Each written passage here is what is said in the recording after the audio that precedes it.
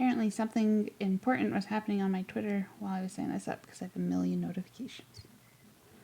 That's fine. Well, retweets of, hey, we're recording live tonight. That's probably it. All right. Hello, world. Hello, world. We're live, Easter. Okay. Oh, no, this is tough because most of our usual audience is actually on the stream, so hope someone shows up. Hello, and welcome to the Redacted Files podcast. We are playing Fall of Delta Green. Around the table, we have Bernie. Hi, this is Bernie. I'll be playing U.S. Navy SEAL Spencer Strassmore. Megan. Hey everyone, this is Megan. I am playing an ARPA researcher named Charlotte or Charlie Walton. John. I'm John. I'm playing Robert Hollings, First Lieutenant, U.S. Army. I'm a Mac V or Mac 5? Mac V. Yeah, that's right, Mac Vietnam. Mac V advisor. Tom. Hi, I'm Tom. I'm playing Avery Payton. I'm a Special Operations Division operator for the company. Oh, you mean like Coke, right? Or Pepsi. or Pepsi. If this doesn't work, you know who you're going to have to report to. Coca-Cola Company. Truth, justice, and the other American way. I can neither confirm nor deny that statement. Also, the truth and justice are in quotes. Chris. My name's Chris. I'll be playing Matthew Willie Wilson, a United States Army Cavalry. Yeah. I guess First Lieutenant? Sure. Let's go with that. You should have gone with Admiral. I know that admirals aren't in the Army, I promise. There's the horror, the eldritch horror. No. It doesn't matter anyway. We're all going to die. That's right. Or Double Admiral. Pretty sure that's a real That sounds rank. very impressive. Double Admiral. Well, you know, at least you'll avoid all the Rear Admiral jokes. I was already working on some. I know what I'm dealing with here. All right. So, it is spring of 1968. Well, not quite spring as far as, the calendar goes, but the Tet Offensive has been underway for some time, which is to say that the Tet Offensive happened and now the U.S. is busily trying to help the South Vietnamese get their country back. It is going. It's going. The air campaign in North Vietnam is ticking along, and part of that effort is thanks to some rather clandestine efforts in countries that don't have Vietnam in their name. So, you are all members of Delta Green in good standing, which is to say that you have been read into the program because of some event in your history that brought you to the attention of the program and allowed you the privilege of serving your country in defense of things everyone can agree probably need to be shot. Like commies. All right. So, yeah, you'd fit right in, MacD. So, I'm a child of the 80s. I still believe that, Party line. That's it's an entirely clandestine second occupation you have. You will receive orders that put you on TDY, and you typically operate under a different identity or with false credentials, at least identifying you as someone who belongs to a different agency.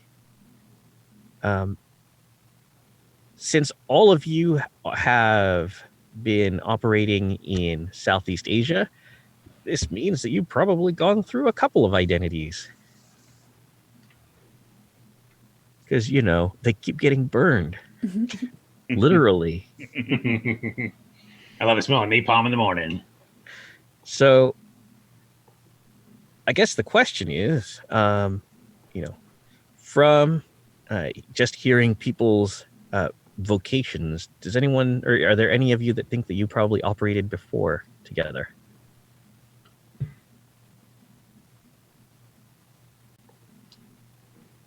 It seems like Lieutenant Hollings and, I'm sorry, Chris, your character's name? That's Willie? fine. Willie, or Agent Willie, Lieutenant Wilson. Lieutenant Wilson and Lieutenant Hollings may have encountered each other in the past. It probably involved a hot LZ. Oof. And a new air medal for Lieutenant Wilson. Gotta love those. Operation Get to the Chopper. The Navy SEALs sort of, they're their own game. And of course, CIA is not officially involved, so At all. Ever. Never. at all, ever, anywhere. We don't do anything, and yet everything's our fault somehow. So, yes. Well, that the black budget giveth and the black budget taketh away. And I'm going to deploy my terrible memory again. Bernie, what your character's last name? Strassmore. Strassmore. All right. And everyone chose to be a lieutenant. It's like, Best I, rank.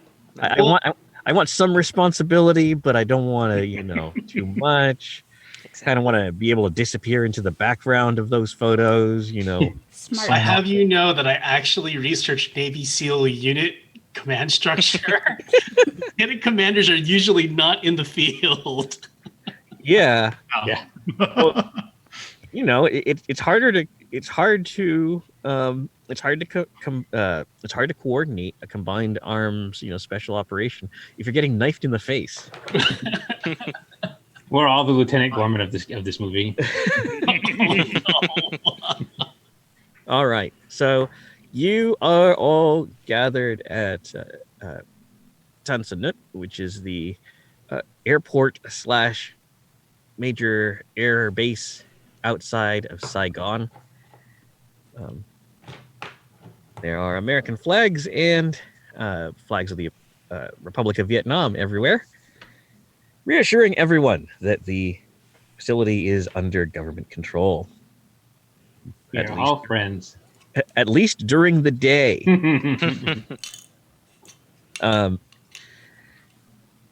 Yes, it's sort of surreal reading about Vietnam and knowing that the roles were inverted and the U.S. had an inherent disadvantage at night. It's like they rewrote the rule set or something. Lessons learned. Hot wash. So you have all been summoned via appropriate channels to a briefing room in the main terminal. You are met by some folks who look like they are, well, calling them private security seems a bit anachronistic, but they are certainly not military personnel. They definitely have the feel of people who work for the company.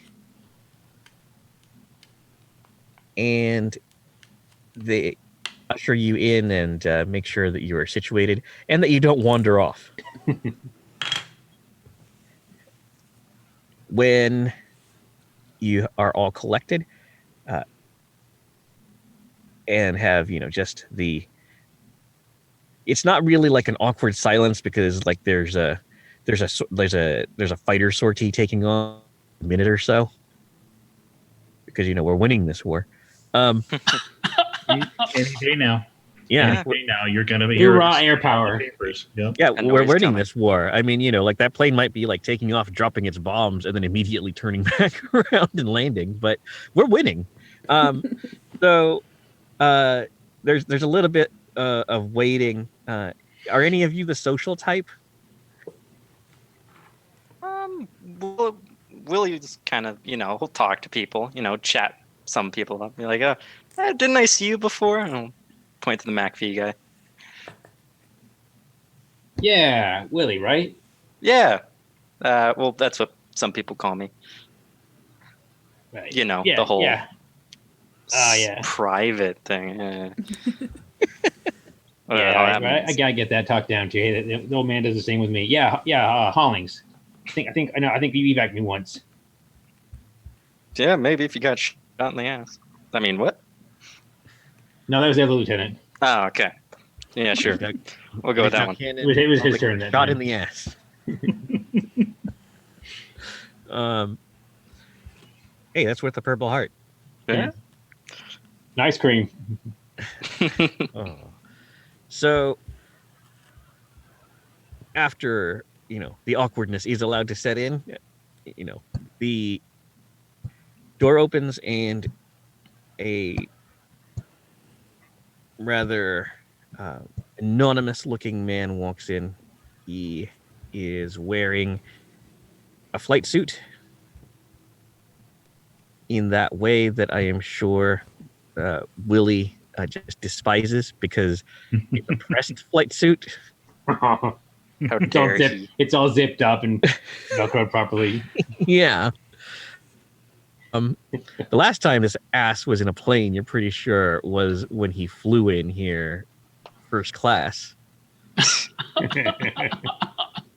Ugh. So They serve martinis in fighter jets all the time. What are you talking about? it's that's what the water bottle's for. So he sits down and he says, "Good morning, Good Miss, morning. gentlemen. Morning. My name is Thomas Hilliard. I am a defense attaché in Vientiane, which is the capital of Laos. You will be undertaking a mission to investigate a curious situation near the North Vietnamese border. The political situation is rather fraught, and Delta Green is pushing to be at the forefront of the rush to figure out what is going on, because everyone else wants to keep their hands off of what is developing into a real shit show. All of you, as of right now, are on compassionate leave Mm. and took off on a Freedom Bird about half an hour ago. So, keep that in mind if anything unpleasant is to happen to you. He will then hand out credentials that identify you as contractors working for Lockheed Aircraft Corporation. There is a situation at a U.S. Air Force installation. It is located in a contested region, and I will now speak of it in terms of a contract site for the purposes of helping you establish your bona fides. You will be looking into a malfunction that occurred on a Takan radar site on a karst promontory in the Kingdom of Laos. This site is operated under contract by personnel in a private capacity. There is a security element assigned to this duty, as is a hazardous location, due to the presence of hostile personnel. These forces are aligned with the Royal Laotian Army and are to be considered friendly. There is a bit of emphasis on the word considered. I nod sagely. Delta Green has reason to believe that an unnatural vector has manifested at this site, codenamed Eagle Station.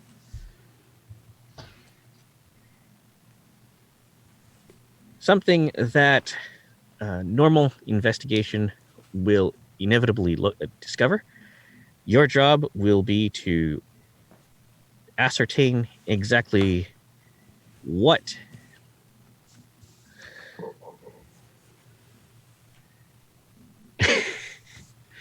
obviously you bought the candy and consumed it immediately.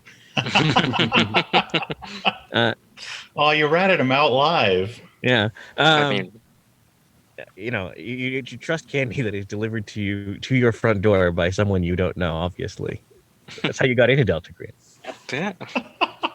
Some nice man was just selling you things at the back of a van. Yeah. So the your job will be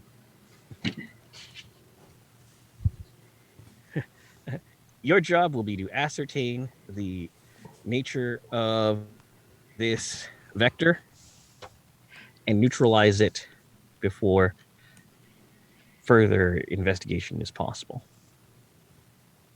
Among the interested parties that will be calling on the site in the near future are the United States Air Force and the Central Intelligence Agency.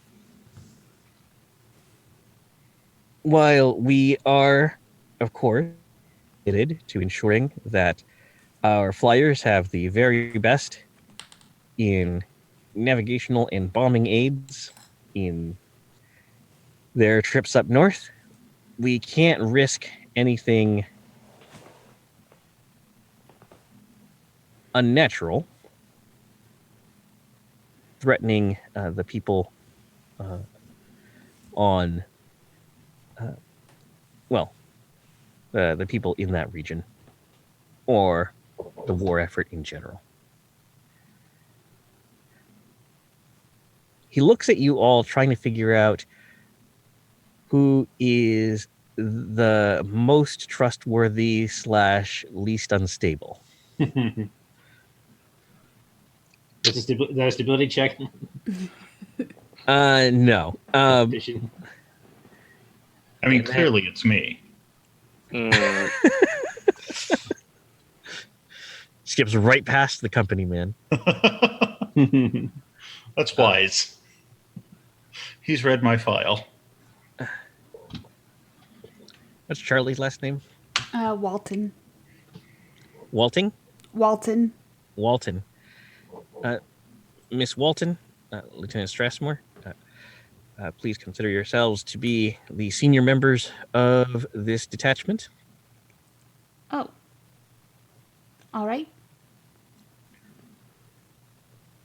As you possess the balance of the relevant technical knowledge and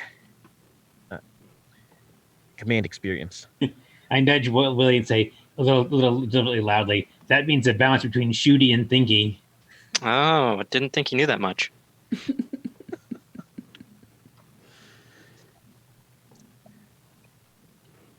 The emphasis of this mission will be to contain the threat and eliminate all evidence. If at all possible, you will gather as much intelligence about the threat as possible, and of course, limit the damage to local inhabitants and infrastructure. Uh, Any questions?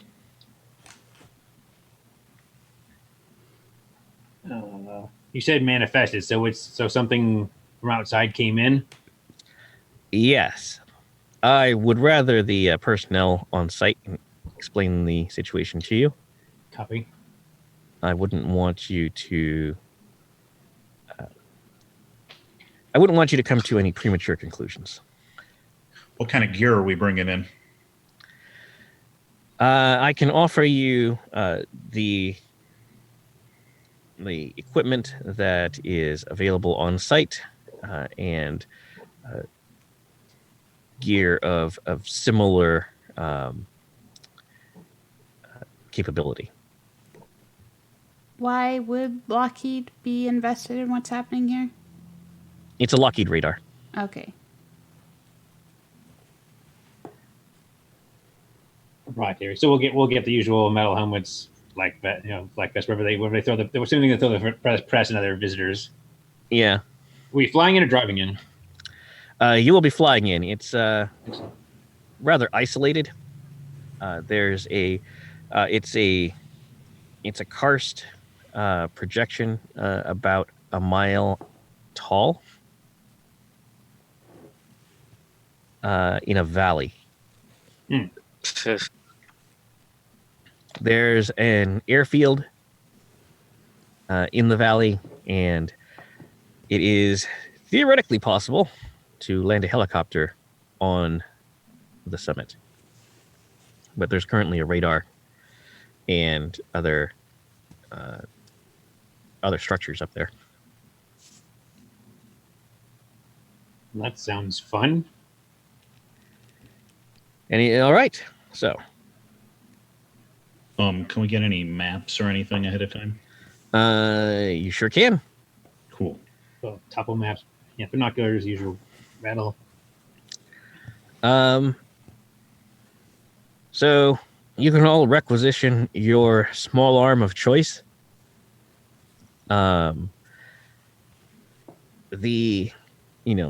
Your average rifleman right now is carrying an M16. Mm-hmm. But there are plenty of M14s still in theater. There are also, a wide selection of Remington and Winchester shotguns. M2 carbines, for some reason, are still around. Wow. As well as, the Thompson, because the Marines love their Thompson. Mm-hmm. And the Swedish K is popular. I will take a shotgun. I'll take an M16. Good enough for my men. It's good enough for me. Leave from the front. M14, because it's what I'm used to for reasons. What about pistols? Am I restricted to a Colt, or can I use a Heckler Koch? That's really fancy for the 60s. Okay, then I'll stick with I'll make them 2 Colts then. 2 Colts. All right. Nice. Whoa. Dual wield. Yeah, I want a Colt sidearm as well, and of course the knife. I'll right. pick up an M2. This is going to be the origin of the term cowboys for Delta Green. You got a shotgun. I'm wearing the shirt. Yep. Who has the spurs? Nice. Well, there's always piles of weapons in the base too. That, my stepdad was there. They live with like hey, a tank went down. Go grab some shit. Don't even bother uniform. Just go grab some shit off the pile. Yeah. It's only a little bloody. Yeah. The air cav still are real big on their like whole cowboy hats and spurs. Oh yeah, thing. Nice. like Wild Bill from GI Joe. Yeah, it's you're like, wow, that's really. Oh wow, that's. Oh okay. And I believe, in this era, Willie would be allowed to carry a 6-shooter. Oh hell Whoa. yeah! I'm bringing a 6-shooter. Ugh. Nice. Hey, we're contractors. We can do whatever we want now. Yeah. That's right. We're for civilian agency, so exactly. And I think the Air Force, as its survival piece for pilots, still issued 38. Yeah, I think they did. And a big old combat knife or machete or Yeah. something. The kukri knife. I need one of those. All right. So you are put on a. It's one of the situations where you get on progressively smaller planes. Yeah. You start off by boarding a C-130, and then you get off at Vientiane. They put you on a C-123, which is a plane lovingly referred to as the flying boxcar. It sucks. I can tell you love it, John. It's only caught the end before. It looks like a lunchbox of wings. They've called that's what the shirt. And then you eventually end up on a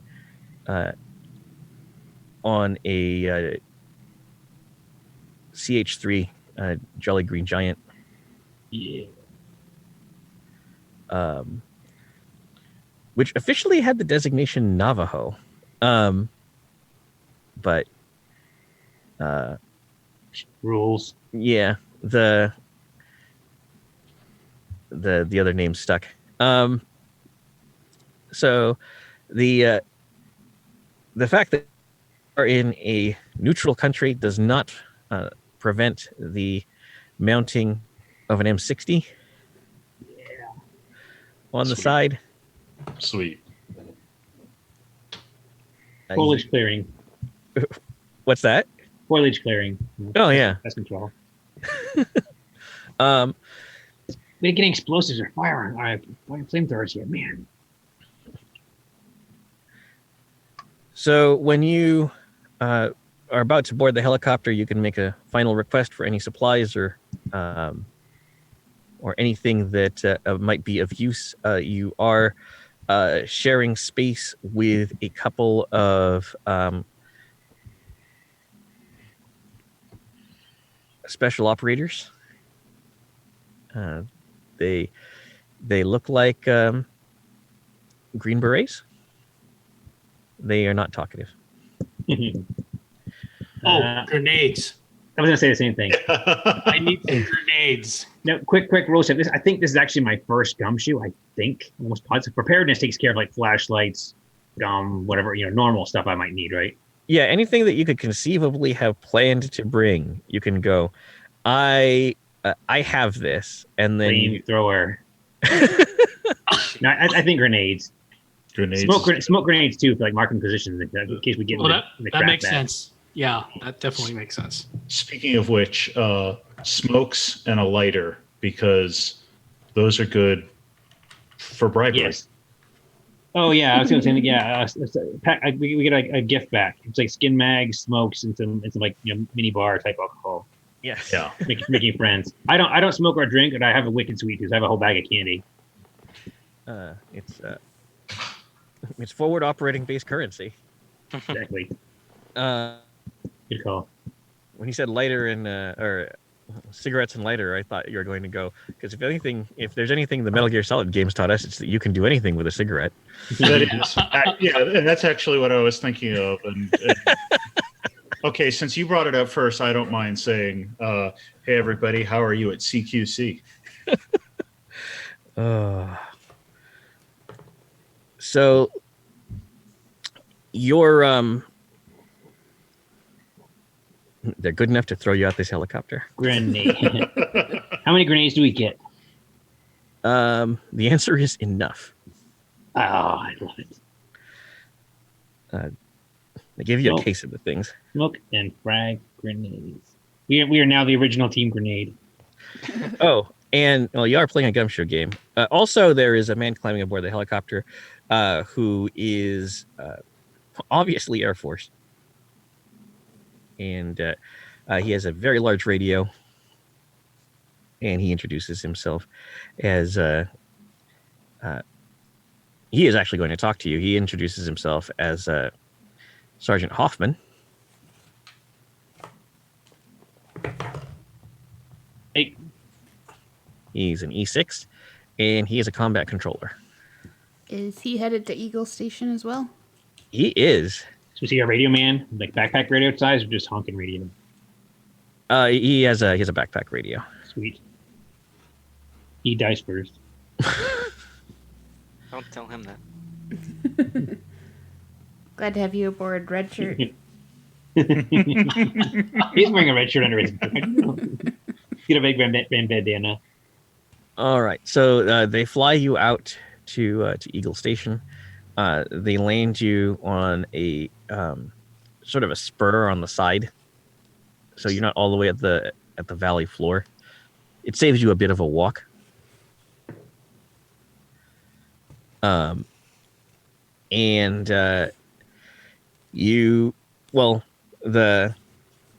the special forces guys, you like look forward, you look out the window, you look back, and they're gone.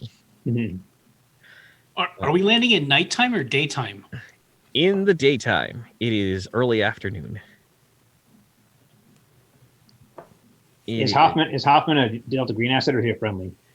He is not read in at all. He's a norm.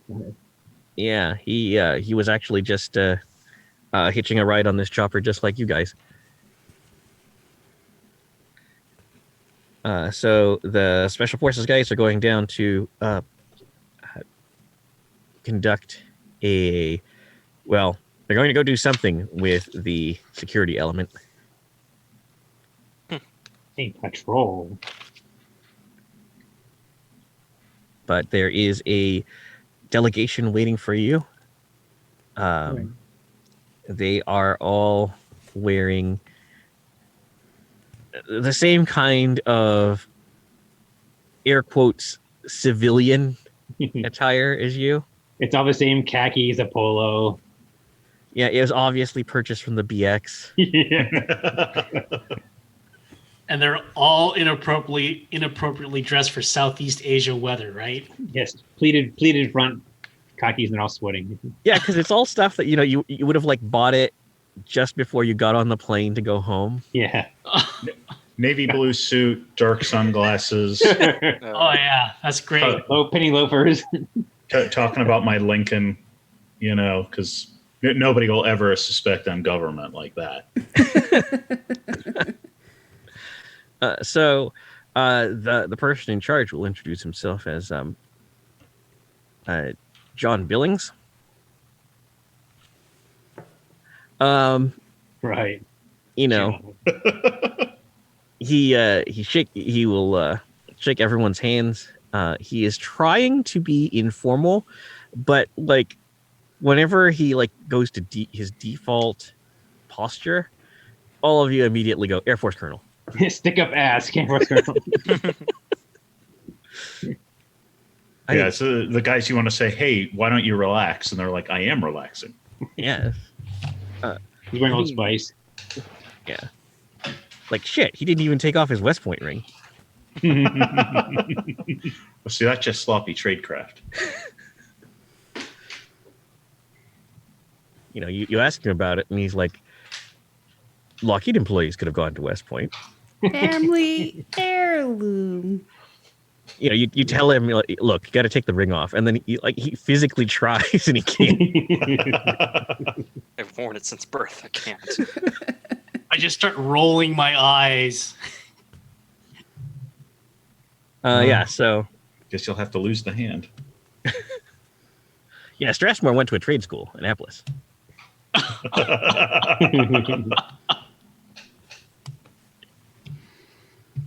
So the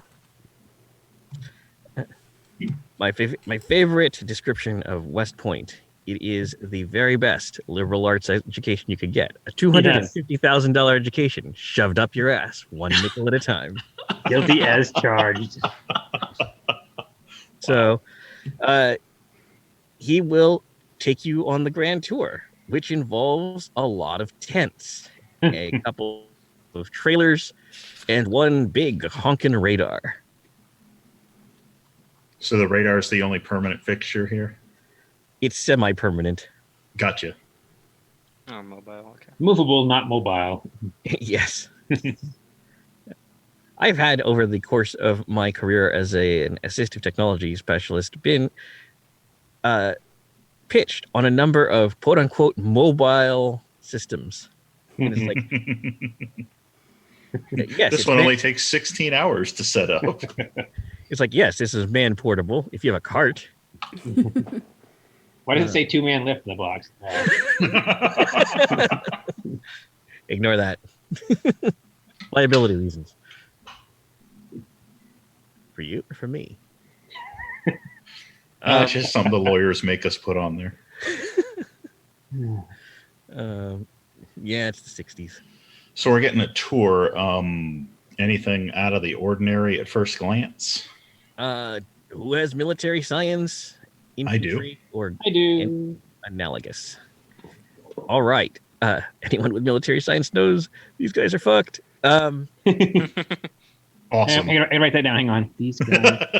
Underline. And then that's I mean, your description made it sound like not defensible at all. So Yeah. Actually, We walk in and immediately look for the escape routes. it is not defensible. anywhere, Yeah, just run into the forest. it is not defensible. It's worse than that. Oh, So no. whoever thought of this position thought it's got great visibility. It's obviously going to have a commanding view of all of the terrain around it. So you don't have to be afraid of anything. And then proceeded to forget about the part where you have to be able to do something about the people that you can see down there.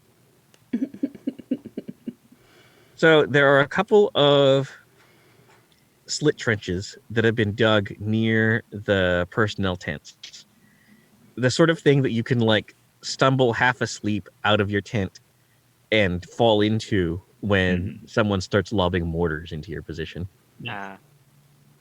And no one's ever pissing ever. No. I'm perish the thought. reassured. And then there everyone has everyone has a holstered 38, which some of them seem to cling to like talismans. But he will point out that the radar, they have a very sophisticated electronic warfare setup here. They have a bombing radar, which can actually provide very precise targeting for all-weather sorties. And they also have a navigational beacon to help aircraft flying into and out of Vietnam triangulate their positions. And by Vietnam, I mean North Vietnam. Extreme north.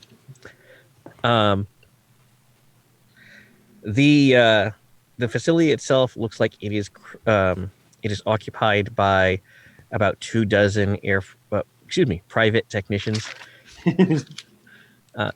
and they are living. It's like they're camping, basically. Because this guy has been briefed that you are all, you all have top secret, beyond a top secret clearance. He will give you the complete tour, which includes letting you see inside the vans that have all the control equipment for the radar, and in their command tent, the map. And this is something that will immediately alarm a lot of people. It shows their position in their proximity to the North Vietnamese border,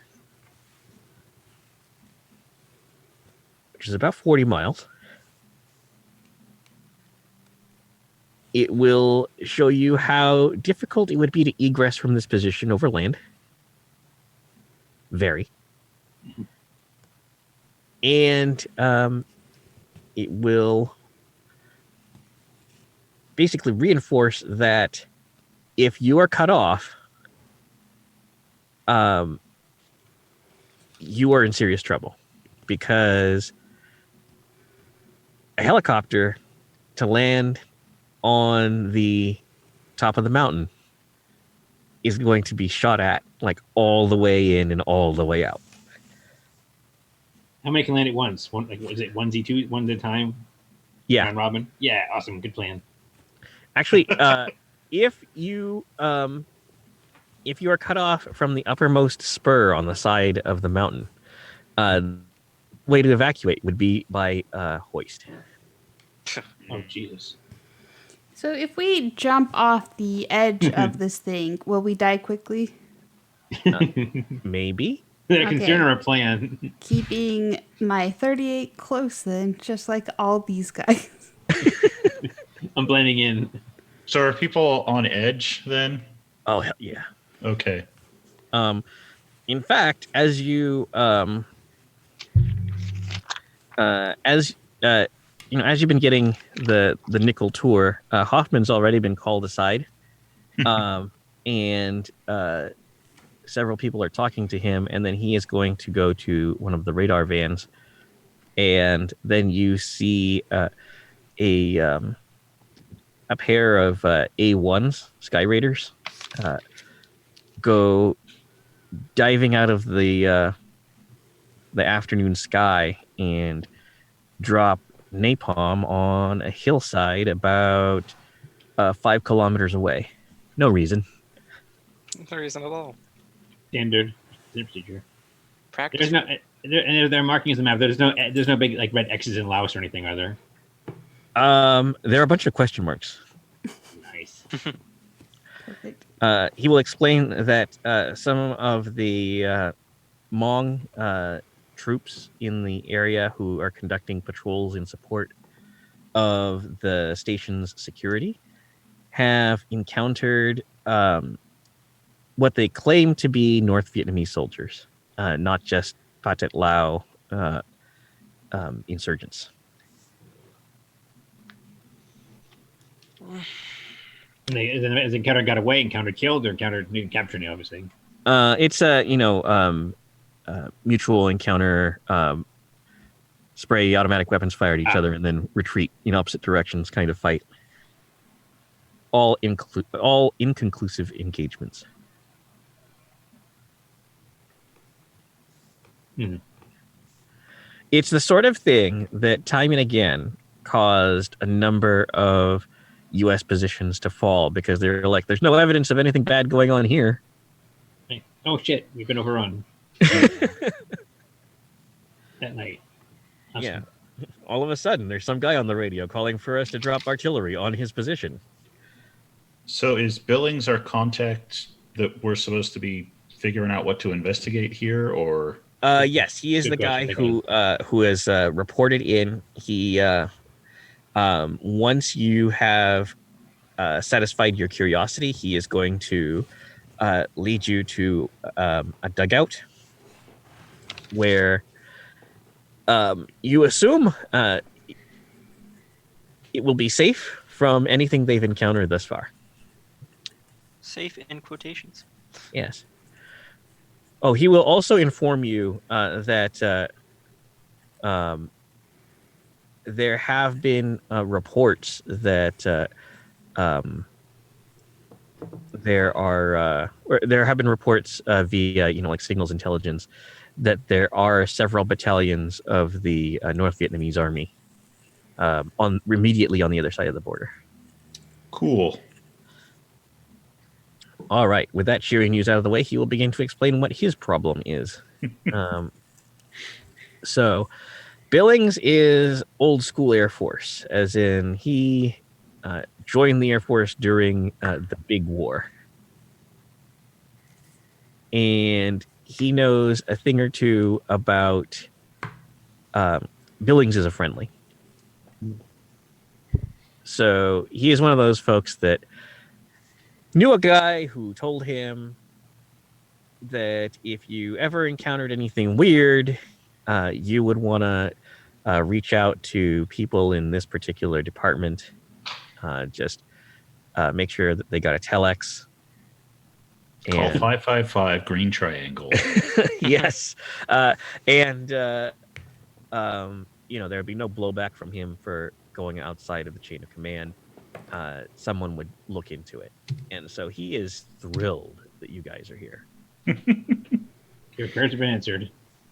Have we, in scenarios like that, have we gotten false alarms before? Like where we have to go out to, hey, I got spooked, but turns out it was nothing that we needed to deal with. Yeah. Okay. And in those situations, you would happily cast your per diem checks and moved on with your life.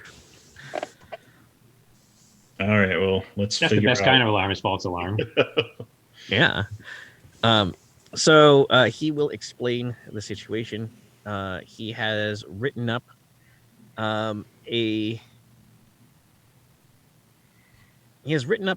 someone for having been absent.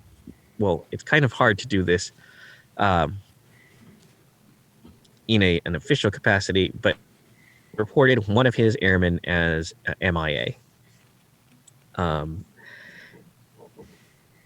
He says they ginned up the documents that record him having boarded a helicopter and gone to Vientiane with his team when they rotated out 2 days ago. When actually he knows exactly where he is, and he will take you to that dugout Fun. where he will show you a pile of clothing. So I was. So your man's naked? No. Well, I guess theoretically he could be, but one of my guys, and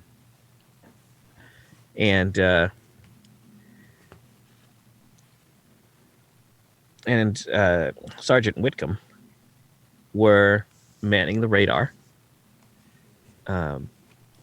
when the other guy, Stevens, left to. Sorry, 1 second. Left to take a leak. When he was on his way back, he heard Whitcomb scream. And then when he got there, he just found clothes. Huh. Their clothes, are they like fine? Serviceable? Are they dirty, ripped, torn, melted, burned They're soiled. in particular areas? This guy definitely pissed and shit himself. Awesome. Maybe he just freaked out and ran off. It happens. Uh, Well, hang on.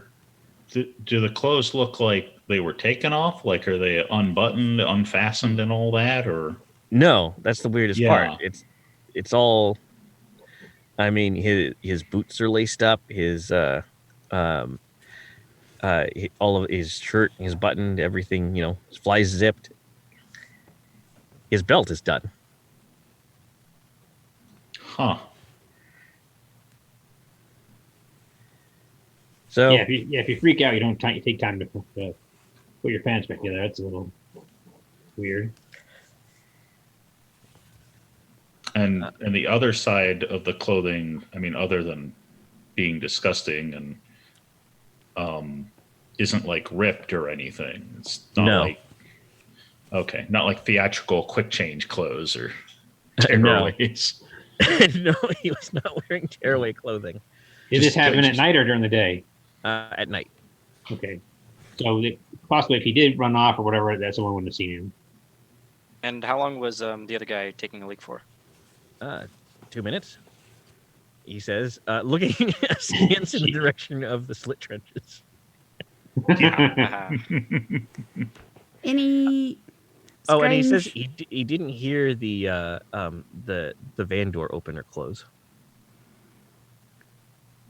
You heard this. How far is it to the trench from the van? 100 meters. Okay, so yeah, the 100-yard dash. He heard the scream from there. He may not have heard the door. It's just been a slam. But if this guy did leave, he would have had to make it through patrols. People are looking for him. Yeah. So is there anywhere to hide besides the bush? I mean, we checked all the tents, all the supply containers. It's not like it's theoretically possible that there is some hole that he could have crawled into and died. But if he's still in there right now, he would have died in there. Track him. You poked around with a stick though, right? Yeah. Huh. Any unusual smells or lights or anything like that right after he disappeared? Steven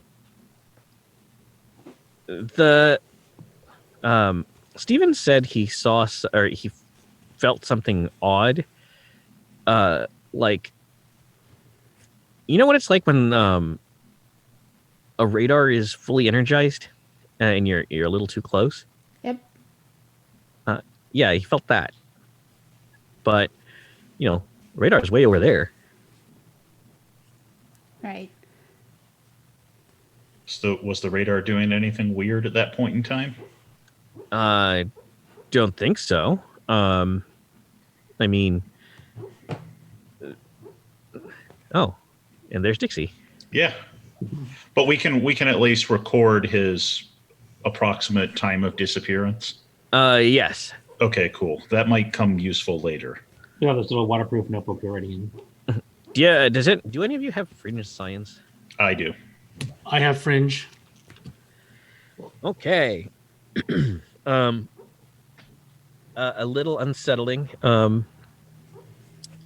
This stuff has been in, you're in an underground dugout. It's a little cooler here than up, on the karst or on the top of the karst. When you are, checking over his clothes, no,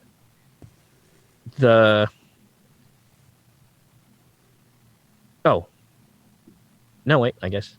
Never mind. The belt buckle is hot. Still? Nothing else in this dugout is hot at all? No.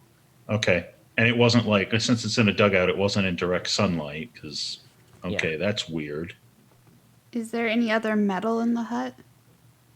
Yeah, in this, you're kind of like in they found a sort of depression in the top of the karst, and they've covered it up with wood planks and or wooden logs and sandbags. So there is other metal. There's like a radio and several rifles, and you can touch those, and they're not cold, but they're room temperature.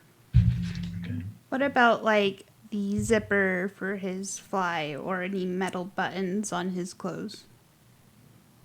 When you touch them, they are still hot All right. or warm to the touch. Yes.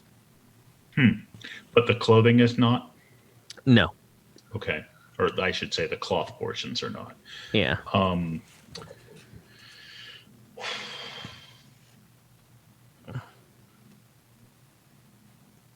And was there any missions going on at that time? Or any suspected radar contacts? Yeah, they were directing a they were directing a sky spot. Oh no, actually, shit. My history is failing me. Oh yeah, we'll just go ahead and say they were directing a sky spot mission, which is a radar guided bomb mission. Cool. So they used to do this thing where the trucks on the Ho Chi Minh Trail would pull into caves at night or during the day, and it'd be impossible to hit them. But with the TV guided bombs, what you could do is get a bomb to turn a corner, Yeah. and they were able to, Good duck. yeah, they were able to alleviate that particular strategy. Of course, the problem was, always seemed like they had more trucks than you had radar guided bombs. They were a bit pricey. Yeah. Does the clothing have any besides the obvious, soiling? Do the clothes are they sweaty? Do they have is there any smells like a burnt flesh or anything? There is the smell of sweat, and do you have a chemistry or anything like that? Or, I have biology and chemistry at 2. smells like ozone. I will put that in my notes to discuss with everyone else later. Now, Acer, if I can stop you for a quick rules, just double check. No, we haven't needed to spend any of these points yet, right? Okay, cool. Thanks.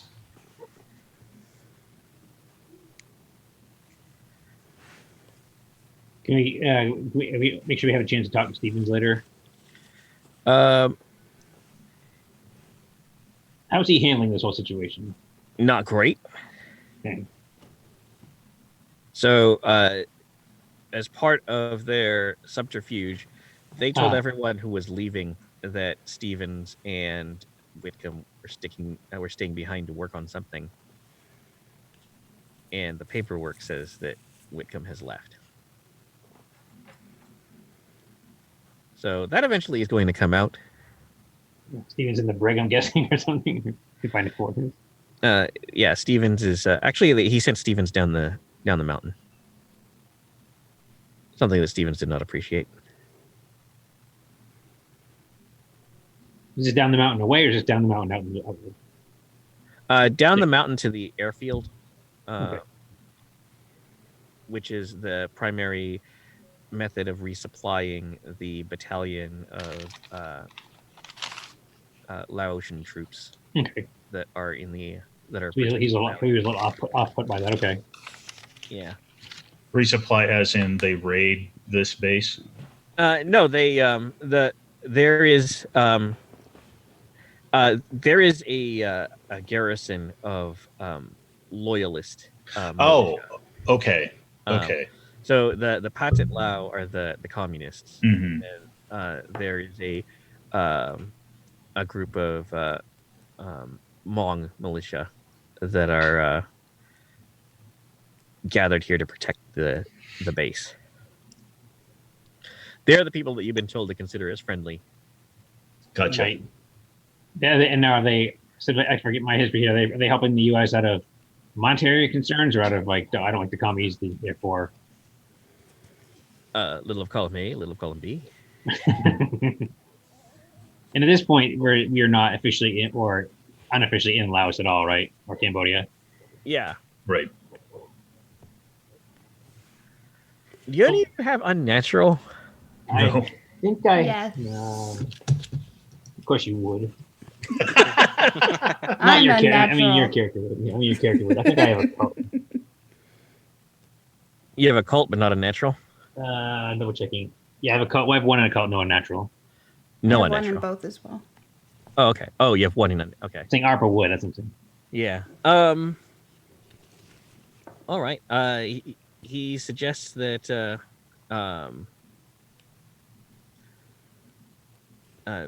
you might be able to or you could go down there to talk to him, or he could try to radio down to get him to come up.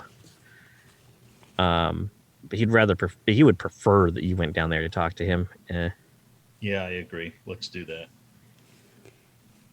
You wouldn't happen to know what the special ops people came in here for? Oh, they. I have been bitching at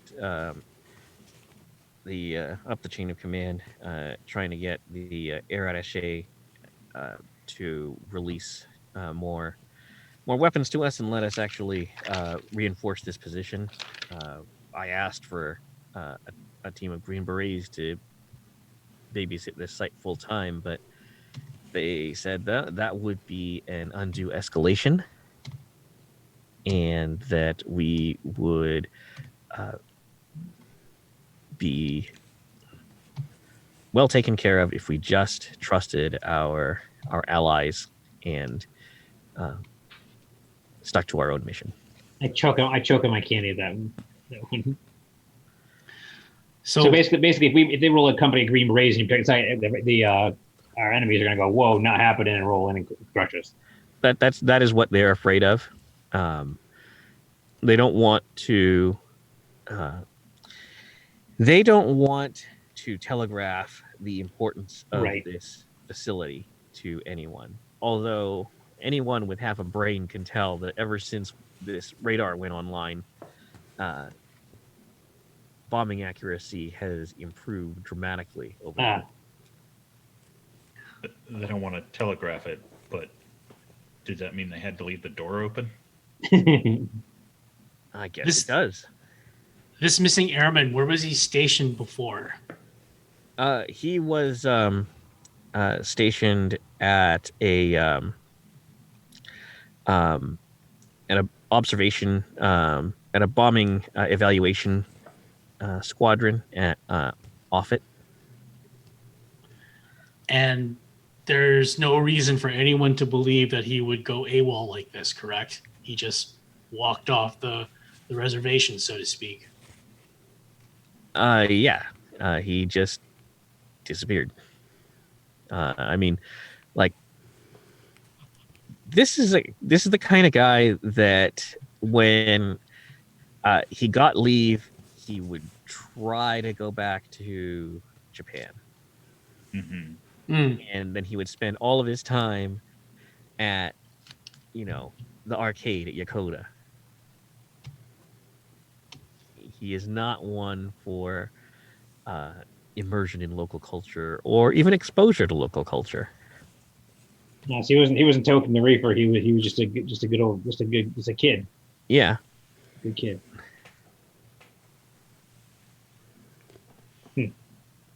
I would like to take one of the hot buttons with me. All right. That's a good point. That's smart. What about Stevens? He's pretty squared away other than this one situation. Yeah. You trust him not to throw him in the brig, I guess. So that's good. He's a good guy. Works hard. He can goof off a little, but they don't pick unreliable people for missions like this. True. Do we need to, I don't know, look at the radar to keep with our cover that we're here to deal with the radar from Lockheed? Kick the tires, so to speak. Yeah, I mean, I don't know anything about radars, so. What do you say, team leaders? I look at Charlie and go, balls in your court. I would like to check out the radar. Yeah. Why don't we turn it off first, or at least power it down? And grab some give me that protractor or something over there. We need to keep Charlie away from the trees. Away from the other Charlie in the trees.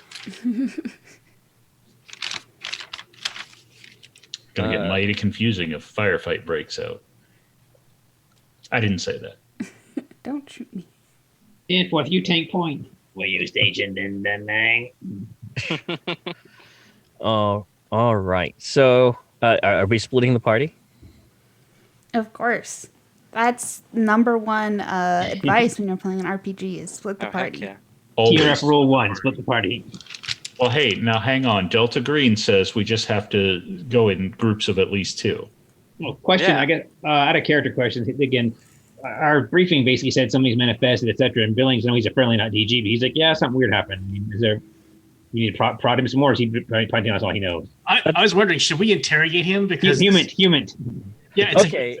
Yeah, your human tells you that he is he's on the level. He hasn't misled you in any way. He's just not aware of everything that. Okay. Yeah. He just knows that this is out of his area of expertise, which is radars. Not disappearing people. Got it. I too call secret government organizations when I have tech problems. Just don't call Majestic. They'll ask you to turn it off and turn it back on, and then they'll. Ugh. Turn the power up. Turn it to 11. Yes. See the thing in the sky? Hit it with the radar. See what Have you happens. tried putting more power into the system? And we all know how what happens when they try that. Ugh. Yeah. So do you want to split the party? Want to have to go talk to Stevens and have to go and then have to kick the tires, or Well, yeah, I guess that would be a group of 2 and a group of 3. Well, I mean, I know how to kick the tires, so I'll Cool. gladly go with the kick the tires group. All right. So all of the people who communicate mostly with hand signs and shooting things go down the mountain. Yep. wait, that's almost all of us. Darn. Well, and the ones who know, beyond 4th grade math go. Hey, I'm never going to use that hey, anyway. I have a high school degree. Thank you very much. I went to college. Have you know? Actually, if you were in the CIA, you probably went to Yale. Oh, Duh. absolutely. Yeah, CIA they went to all the good schools. Mm-hmm. Yeah. It's definitely an old boys network. I mean, I am an operator, not an analyst, so there's a little leeway there. But yeah, still. It is remarkable, like how many people in the OSS doing like really dirty jobs in Western Europe had like Ivy League educations. It was a different time. All right. So Team Bad Idea 1. Wait, which one is that? Which one is that? That would be the going down the hill to closer. All right, let's do to the, this. we're closer to the communists. It's a treacherous descent, and it feels like it's really frustrating to you because if all of you, with military science know that if you like put a machine gun there, you could stop an entire company for like an hour. An entire only reinforcements. And like if you put if you put a line of claymores there, you could take out an entire platoon as it tried to move through that narrow defile. That's the only clear way up. Through. Are we in a Jeep or we walk clipping it? You're walking. Aw. I was gonna yell to our Jeep driver. Man, they should have napalmed the shit out of this place before they built it, huh? They did. Oh yeah, this shit goes back pretty thick, huh? Well, they should keep napalming it. So you make it to the airfield, which has an air of slightly more permanence than the facility up top. A lot of Quonset hut style structures. Mhm. Scrap wood vestibules on the tents that are there. Yeah, Porches. there's some like poured concrete. The one bulldozer that was there, like to help, is still there. It's never leaving. Because like they look at it and they're like, "Ooh, we can flying this thing out of here." No, that sounds like work. Yeah, leave it.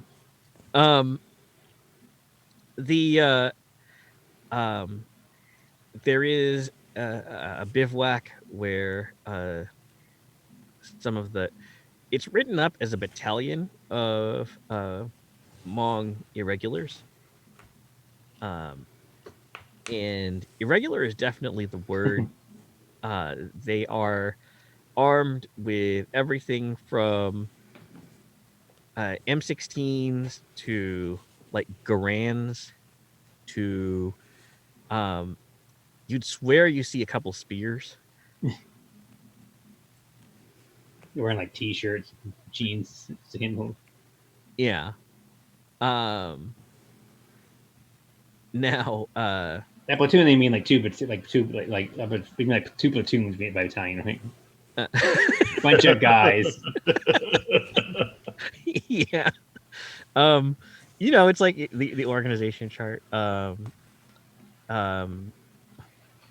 Here are Good Omens, Yeah, the Oh, yeah. Witchfinder army. yeah, So there's like a general and there's like a whole command structure, but there's only like actually two people. like two guys. Yeah, yeah.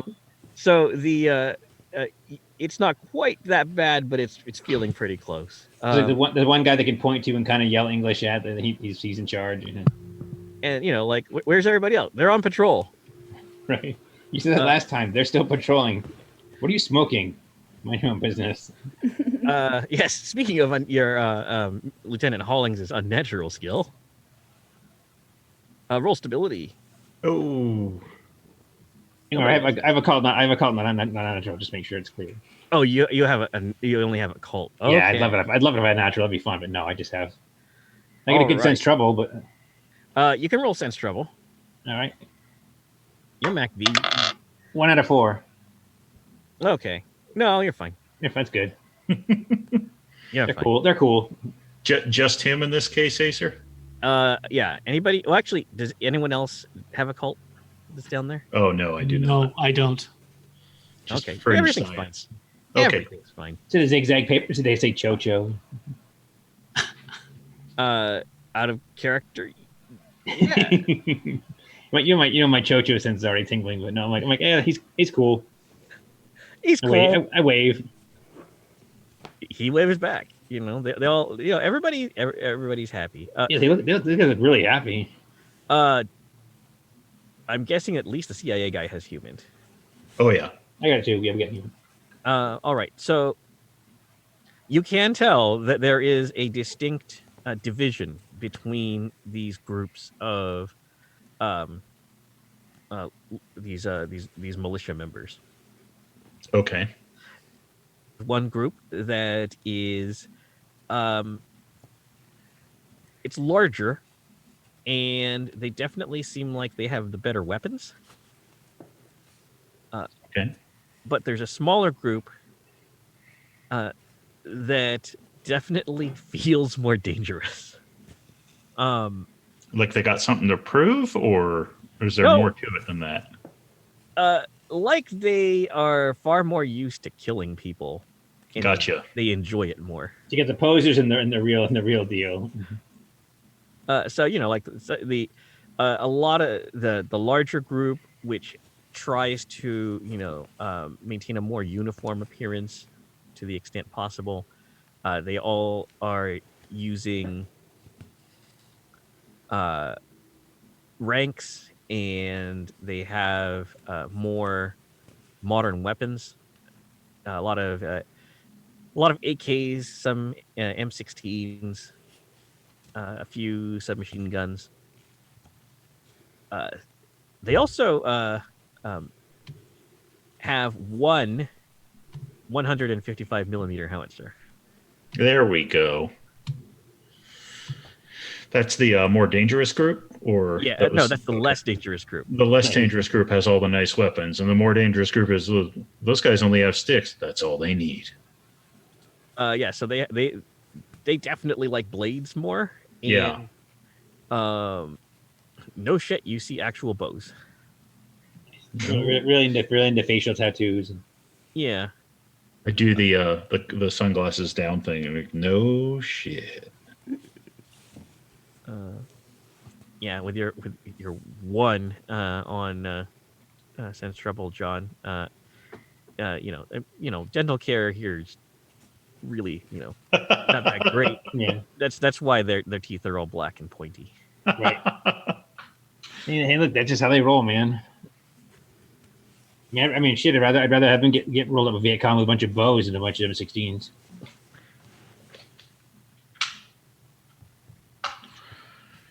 It's just Well, I don't think I know anything about the locals, so Dude, are those guys? Are these Hmong guys just waiting around, or are they just taking R&R? hard to tell. Standing around smoking. Someone will tell me what to do eventually. If not, I'll stay here. So I walk up to one of the guys in the crazy group, and I offer him one of my camels. there we go.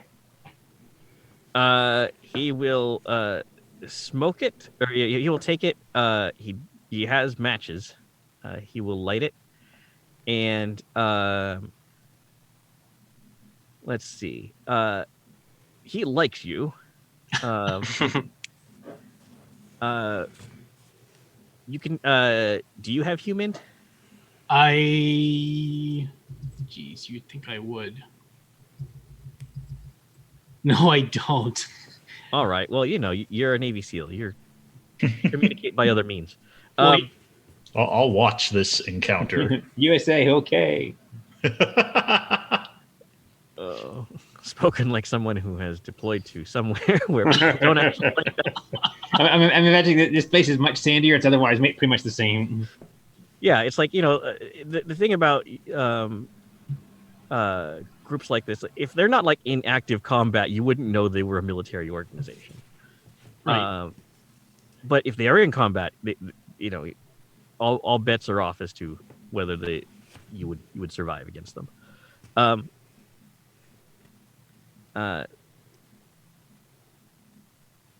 Tom, you see this soldier visibly look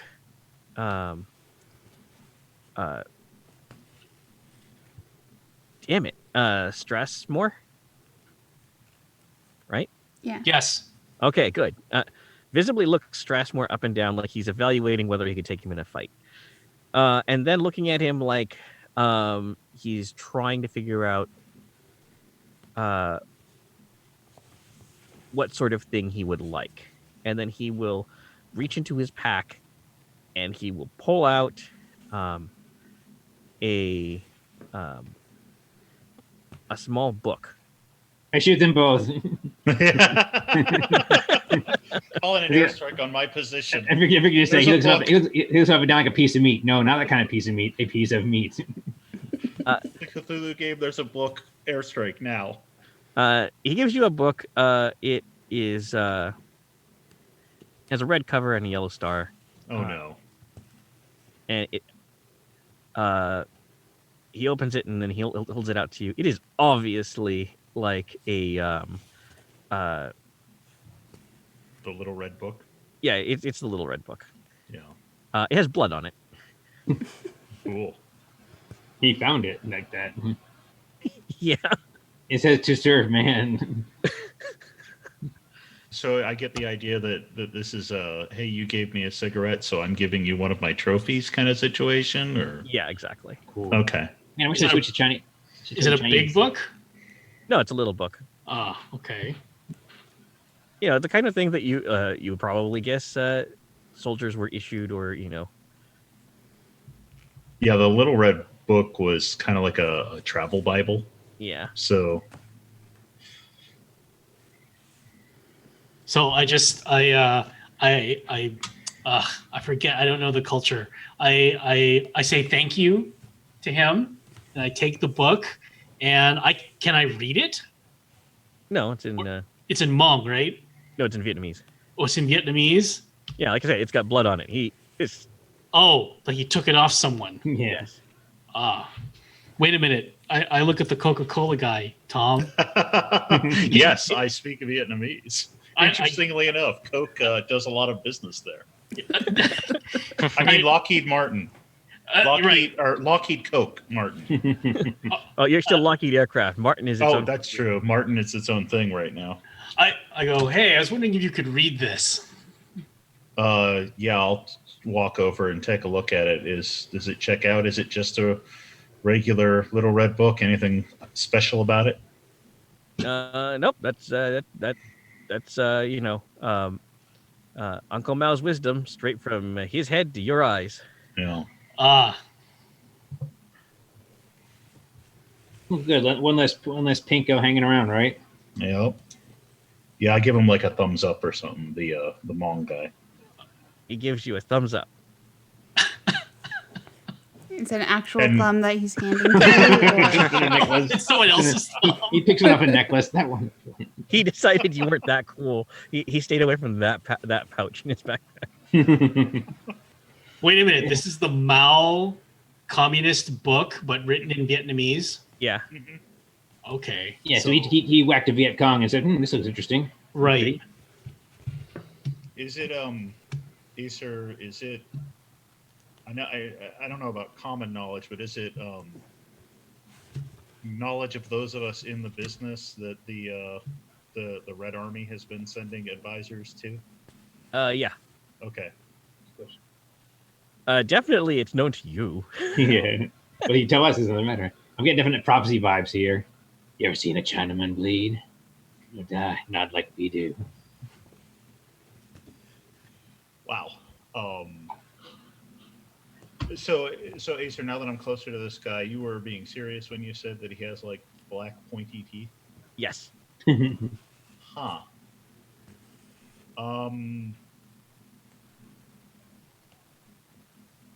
I wonder, do I know? I have under academic anthropology. Do I know anything Ooh. about people who do things like that? That don't seem right. Yes. You have read in your capacity as someone who is assigned to Southeast Asia a number of accounts by anthropologists in the field who have encountered a people called the Chocho. They are renowned hunters and have a great deal of experience in things like herbology. They are, however, considered outcasts by most other social groups, as they are believed to practice cannibalism and human sacrifice. Wicked. I'm sure that's just an exaggeration. Sure it is. And Pointy, that's why I don't smoke. Watch your teeth.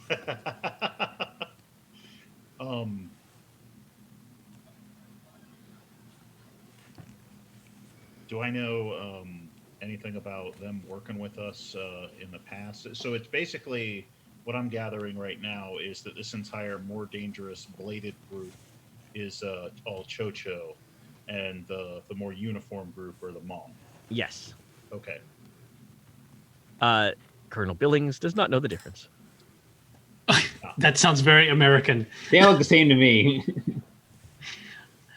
Acer, by the way, I just realized we should have done this, but when we were told about the missing airman, we would have been given his picture, right? Yeah. So No switcheroo. Huh? I pull his picture out and I show it to the Chocho guy that I gave the cigarette to, and I point at it. He good boy, very good boy. He shakes his head. Smart. Okay, well, that seems to be a dead end. No pun intended. No pun intended. So, I get too immersed in the story. I'm like, you guys are thinking. I like the way you guys are thinking. Very, very smart. so dead Oh, Viet Cong. Sorry, go ahead. Viet Cong are nearby. No one has seen this guy.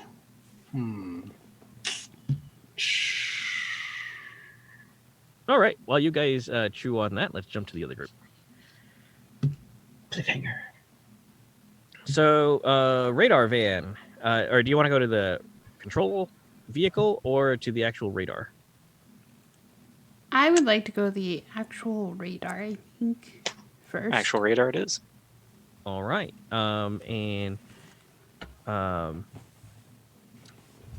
What sort of skills do you have that would help you interpret the functioning of a bombing radar?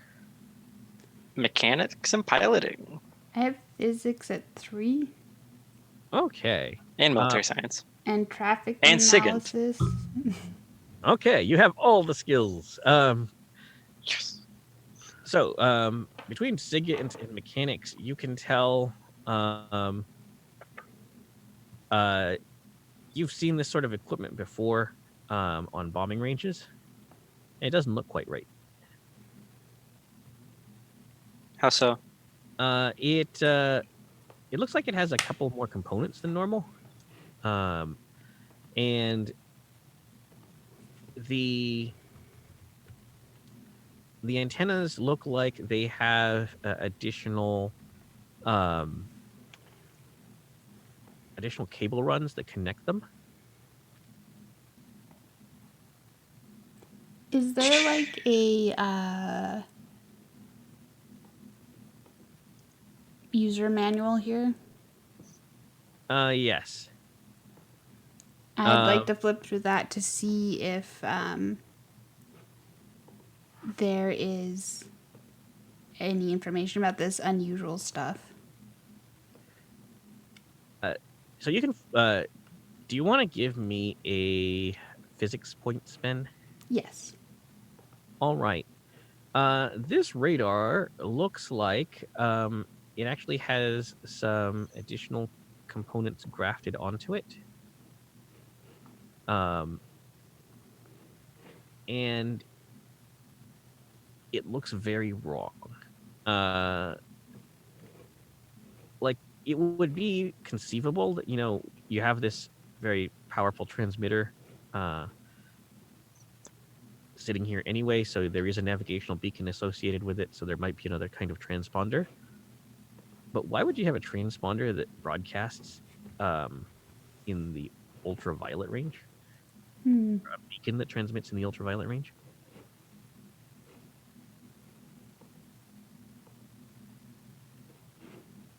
It's very directional. What direction is it pointed in? Toward North Vietnam. It's coaxial with the radar itself.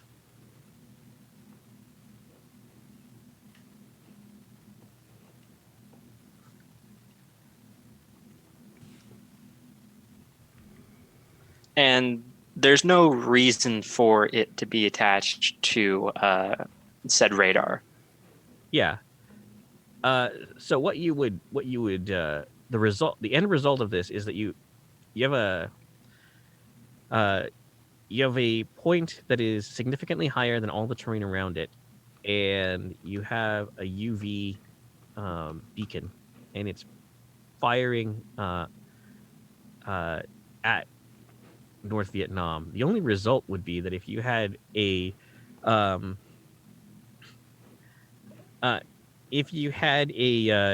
UV scope and you were in North Vietnam, you would see that the mountain was signaling at you,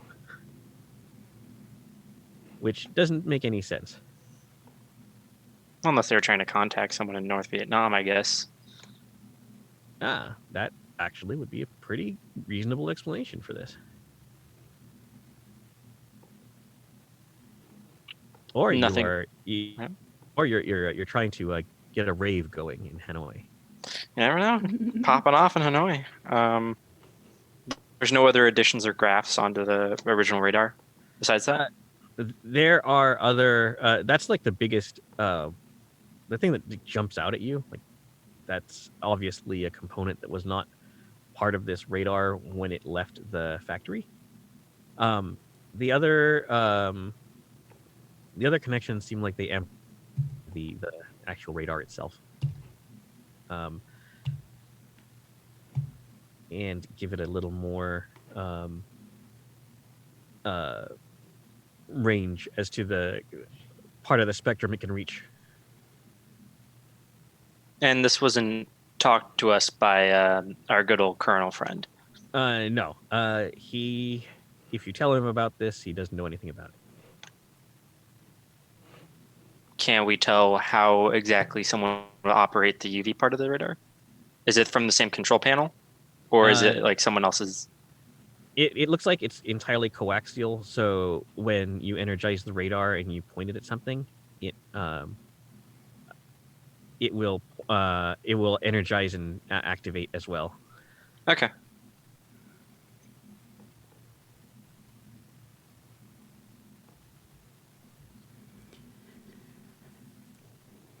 Can I just pull out one of the cables? Yeah, the system is de-energized. You can unplug whatever you want. I would like to try to take out all the weird stuff and then hook up everything that should be there. Okay. Do you have mechanics or I electrical? do. Okay. Give me a mechanics roll. All right, I'm going to spend 2 points. Smart. Actually, I'm going to spend 3. Extra smart. Ooh, I rolled a 1, so that's only a 4. All right. It's a good thing you spent that 3rd point, because otherwise the Air Force would be out 1 radar. You get it back online. Everything's fine.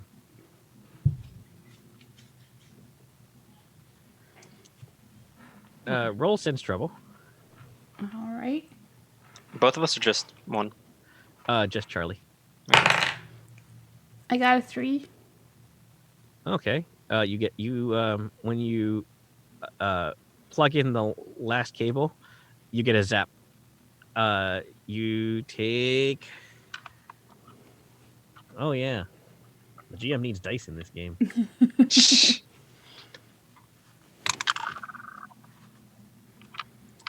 You take 1 point of damage. Shit. Sort of shake my hand out. You okay? I just got zapped a bit.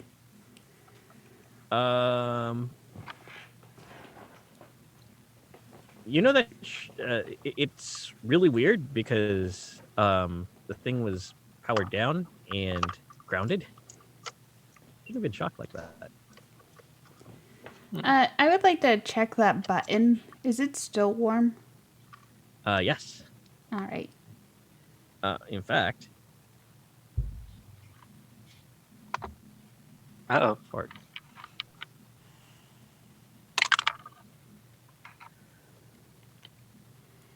You take 4 points of damage. From the button. Ow. Wow. Get shocked again. Jesus. Ah. Okay. Don't touch not- anything. I wasn't planning on it. Who knew running towards the Viet Cong was the right move? Yeah, apparently.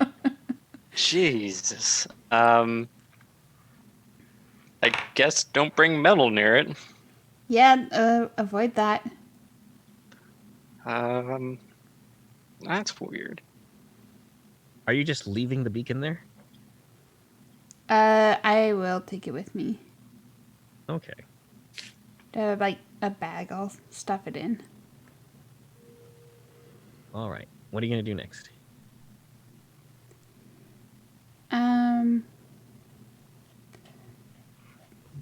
Who would Billings be the best person to talk to about who set this all up? Yes.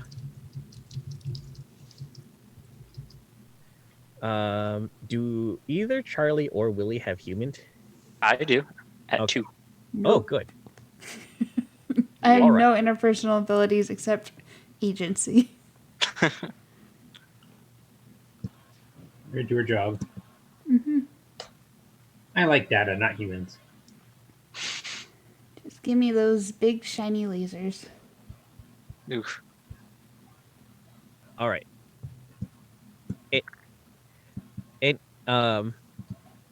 Okay, so what would you like to ask him? He will be back at the dugout. He will be very relieved when he hears that you have moved away from the radar and they can turn it back on. Was there anyone odd helping set up the radar? Anyone you didn't expect to be there?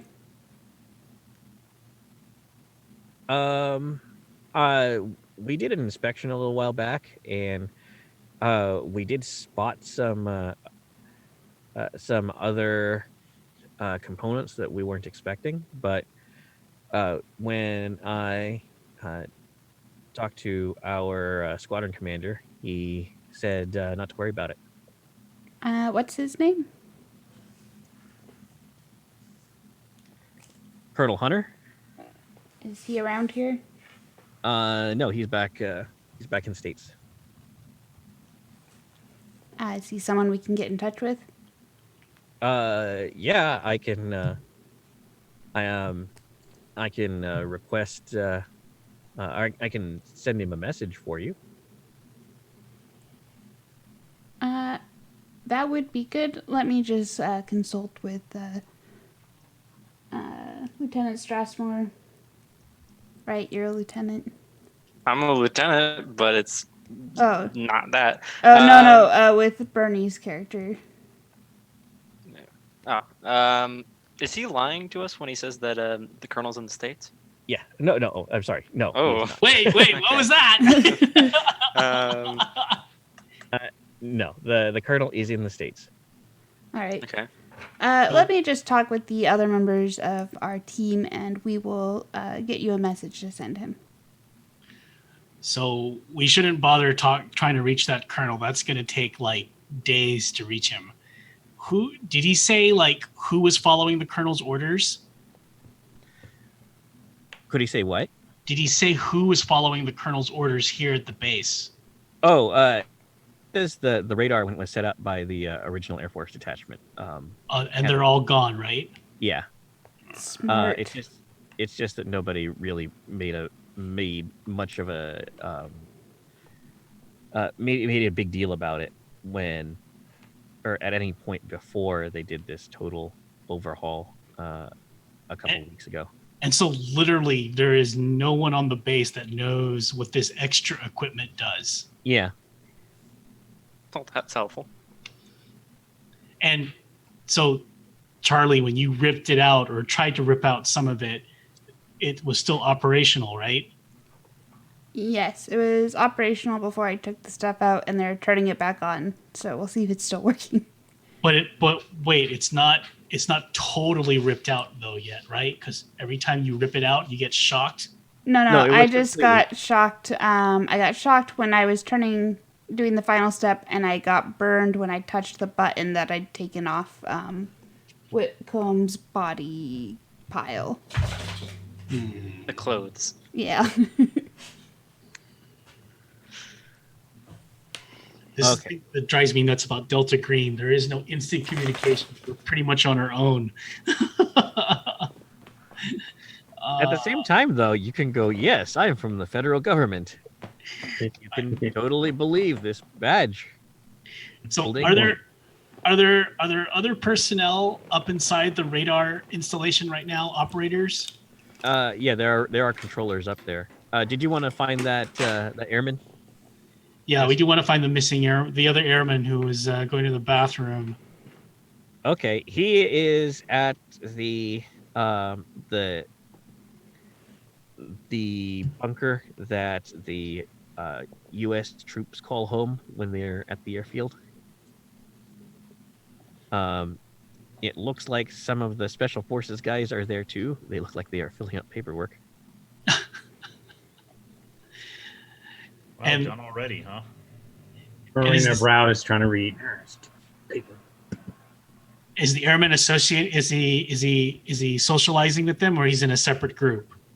He is sitting reading Playboy.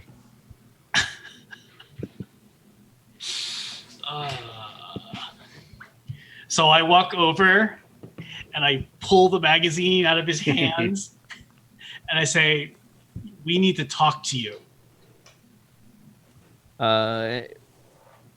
Who the fuck are you? And I kind of look at him and I look at the other guys and I go, "Don't you think you want to rephrase that?" He looks at everyone and he goes, "No." I really don't want to waste a point right now of intimidation on this little guy. Well, it's a 0-point spend. It's just that it's going to start with you being intimidating towards him. All right. So I grab his head and I bang it into the table. I'm sorry. Come again. What did you say? What the hell? That's better. So, you have a friend missing, and they've called us away from our sunny, lovely vacation to this lovely pleasure spot. So, what can you tell us about the airman that went missing? Did you know him? Yeah, he was really boring. Well, okay. Anything else? Like, did he talk about not wanting to be here and go AWOL at all? No, I mean, like all of us talked about not wanting to be here, but he was one of those like true believers in the mission and God and country and all that bullshit. So you're not getting him again. Do you want me to bang his head again? No, I don't think that's going to help him. No, I don't think so. I don't think this guy knows anything. No, look, man, we're just trying to figure out what happened. I'm sure you've told everyone 1,000 times what happened, but we were here to fix the radars, but then they mentioned, hey, by the way, if you hear anyone in the story, just put a bug in someone's ear. People are concerned. Okay, this is a pretty, we don't want this getting out. People like talking about it, but it's really that's why they send you down here. I'm sure to shut you up, but it's pretty, it's a pretty weird situation. I get it. There's something weird going on. The colonel wants to figure it out. But yeah, like the guy was a real straight arrow, like greatest of straight arrows. Like he, would said his prayers before bed every night. I mean, like literally. He volunteered for every duty. Like the colonel needed some shit done, Wickham would do it. He, someone needs to dig a trench. Wickham will volunteer. Someone needs to replace. Someone needs to do the maintenance on the radar. Wickham will volunteer. Did he ever say where he was from? Was he from maybe someplace in Massachusetts or Rhode Island? Alabama. Alabama. Okay. That's worse. So was he? So you're saying basically was it a kid's nest or just a sucker? Yeah, sucker. You guys generally do maintenance on the radar, or you just push buttons and? We just push buttons, but he read the manual and they needed somebody to power it down and certify everything was fine, and he said he found this weird thing and it shocked him when he tried to unplug it. Wait a minute. Did he unplug it again, or did he just leave it alone? He left it alone after that because the system was supposed to be powered down. He didn't want to mess with anything that was running off its own power supply. So whoa, colonel about it. By weird thing, you mean like weird equipment that didn't look like part of a normal radar? Well, I mean, I'm sure it belongs to the radar, but it wasn't in the schematics that we had. So yeah, if he read the TOs and said it wasn't supposed to be there, then it's not supposed to be there. Do you know of anyone on the base that would know about this special equipment, or you guys just pretty much they put it together and no one told you guys anything about it? We're not like the original people that were here, so whoever set this thing up, they must have added it themselves. Now let me. Yeah, I mean, look, we're contractors with the company, and they told us nothing about unauthorized modifications to the system. Yeah, let me assure you that we're not out to put blame. We just need to know what happened. So what aren't you telling us? Were you really only gone for 2 minutes, or were you maybe gone a little longer? I look at the Playboy for that point of view.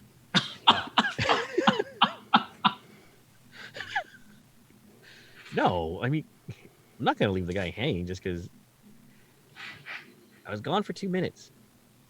And Human will tell you that he would not leave a buddy, working on that console for any longer than it would take to rid himself of his particular ailment. Okay. That not having anything to do with Playboy. So reassurance won't get me anything else in this scenario. No, he Okay. will tell you, or if you know, a 0 point reassurance will, uh, uh, calm him down, from having his head smashed against the table, Yeah, I'm the good cop because I'm the good guy. and he will tell you, yeah, you're definitely the good guy. He will tell you that Whitcomb could be uh, a bit of a pain, but he meant well, and he was always looking out for people, and uh, he he hopes he's okay. He's not okay. I kind of gathered that. That's all his clothing. Out of I- character. I hand him back his Playboy and I go, well, enjoy your literature. You read it for the articles, don't you, son? Yeah. Sure. All right. Well, this is a dead end. Let's go see what the other team's up to. Anyway, I gotta kind of do the heated, do my grit teeth. What the fuck are you doing? You should push it like that, man. Isn't how we roll around here. Maybe back in the war, let's say you play games, Mr. Suit. That shit's gonna get you shot or disappeared real quick. Can't make enemies out here. Sorry. Yeah. Well, like the thing is that Strassmore, he comes from an operational background where like you make We're results oriented. you make plenty of enemies, but that's somebody else's problem. You're back. You've already been evac. You're on the Huey going, oh, that's for you. Yeah, you're on an aircraft carrier or something, like steaming That's away how- by that point. That's how we say hi in my world, man. Strassmore, Gotta show dominance. like your initiative. We're going to do great things together. I think I want to join Team Shocky Radar. Yeah, All let's go right. see what they're up to. So these investigations have taken a pretty long time. So the sun is starting to go down. Do we get to sleep in a terrible tent? Yes, you do. Mosquitoes. Uh, What did Mr.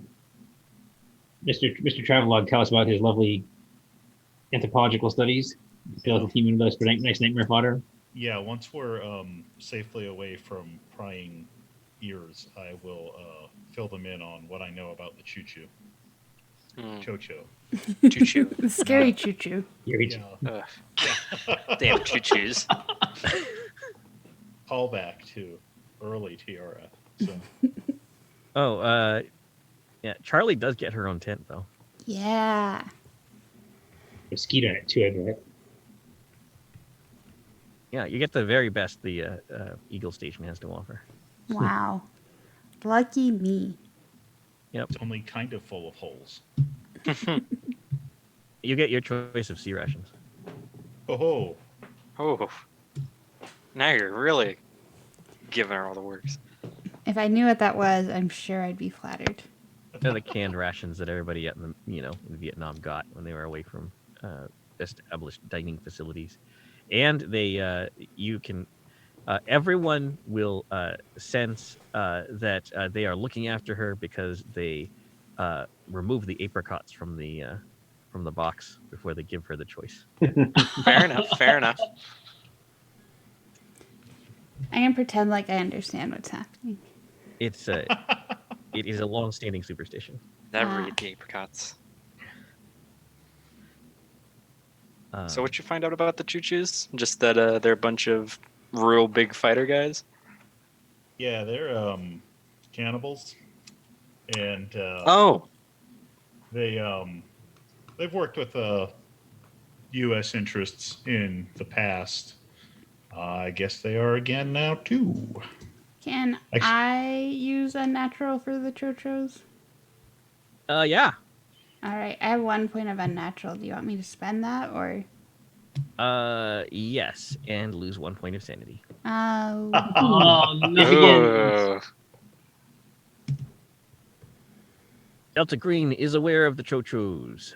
They have been used as assets by the Central Intelligence Agency since the Fodder. 1950s.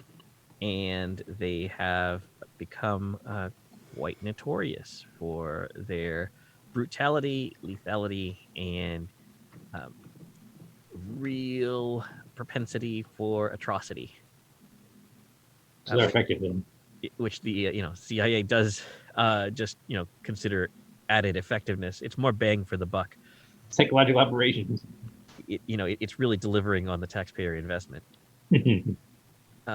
Yeah, I mean they're cheaper and more effective than other insurgents that we hire. So, do we know? I haven't gotten to the good part yet.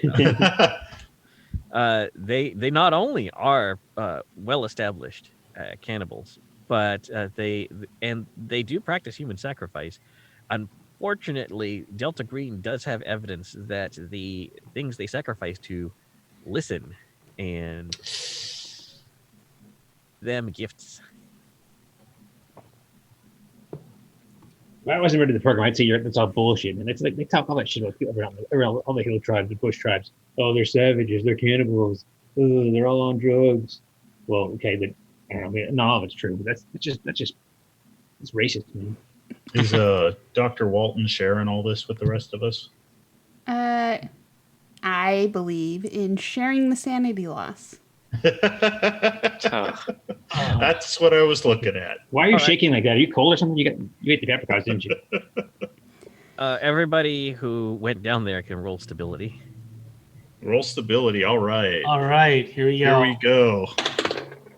That's a 4. I got a 4. I got a 5. All right. You can all lose 3 points of stability. Ooh. Fantastic. I have 1 point left. Same here. Whoa. All right. Yeah, you folks who had went 6. down, you folks who went down there, it's a little closer to home for you because you were literally, shaking hands. Yeah. Demon worshippers, or nearest local analog. They're not on Delta Green's payroll right now. Do we still use them? No, Delta Green does not deal with the Chochos. Actually, the thing that got the Green de-established was bombing the Chochos. Out of character. And then Willie, it's a little more abstract for you, but you're going to be going to sleep tonight surrounded by. Yeah, not a great sight to see when I wake up in the morning. Well, wake up in the morning, huh? You're an optimist. Yeah. Is there anything that I know about the Chocho that might link them to ultraviolet or radiation or random spots of metal warming up? No. Although, did you mention the ultraviolet part? I'll mention the ultraviolet part to the glow in the dark man. Okay, so fringe science. You've heard of ultraviolet radiation playing a part in a number of strange experiments conducted by the federal government in the realm of teleportation and time travel. Would you care to give me 1 fringe science point? I will. Okay. There are a lot of whispered rumors, often connected to whistleblowers being silenced by people coming for them in the night, involving a device called a Tillinghast resonator. Say that first word again. Tillinghast? Tillinghast? Okay. A device that produces T-rays, a very exotic form of radiation that has effects in multi-dimensional space. Awesome. Well, I'll just blurt that out. So helpful. Mhm. The CIA man is speaking crazy talk. Yeah. Look, if these guys are cannibal demon worshippers, I don't think they have. I don't think they have radar technology, let alone teleportation beams. I didn't. Now that's real crazy talk. Do we know anything them T-rays do? Like, are they the kind of thing that might cause a person to soil himself and then disappear, leaving his clothing intact, but all the metal rather warm? Nope. Key. You know that you've heard about refer to attempts to create wormholes or like extra dimensional transportation. Like actually, Star Trek is a thing now. Is it like Transport. Star Trek? Yeah, something like a transporter beam. Some of these experiments are tied to things the U.S. did, like the Philadelphia experiment. Is that how we ended up with Philadelphia? Yes. Worse. It cracked the Liberty Bell. Way worse. Okay, look, I'll bite on the government doing weird research. They would just hook it up randomly in the middle of Vietnam and just see what happens. I mean, this whole place is a war zone. So if something were to happen, like a big explosion, Oopsie. that wouldn't. Yeah. Or maybe there's something special about this place. Maybe it's why the Chocho are here. Seems like a really stupid place to put an airbase. That's all I have to say. Well, we do need to find out why it's not at least a little better defended.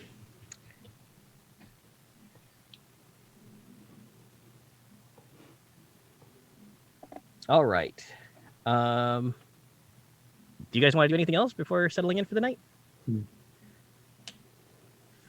Anthony, we don't have any contact with our handler back. They get briefed other than telegrams and phone calls and crap, right? Yeah. I'm sure it's a we'll call you, don't call us kind of thing. Yeah. You have a radio. Don't broadcast this stuff on the radio. Yeah, that seems like a really bad idea. Wow, somebody got some real good weed. The guy on Mac V and Psycho and then change the channel.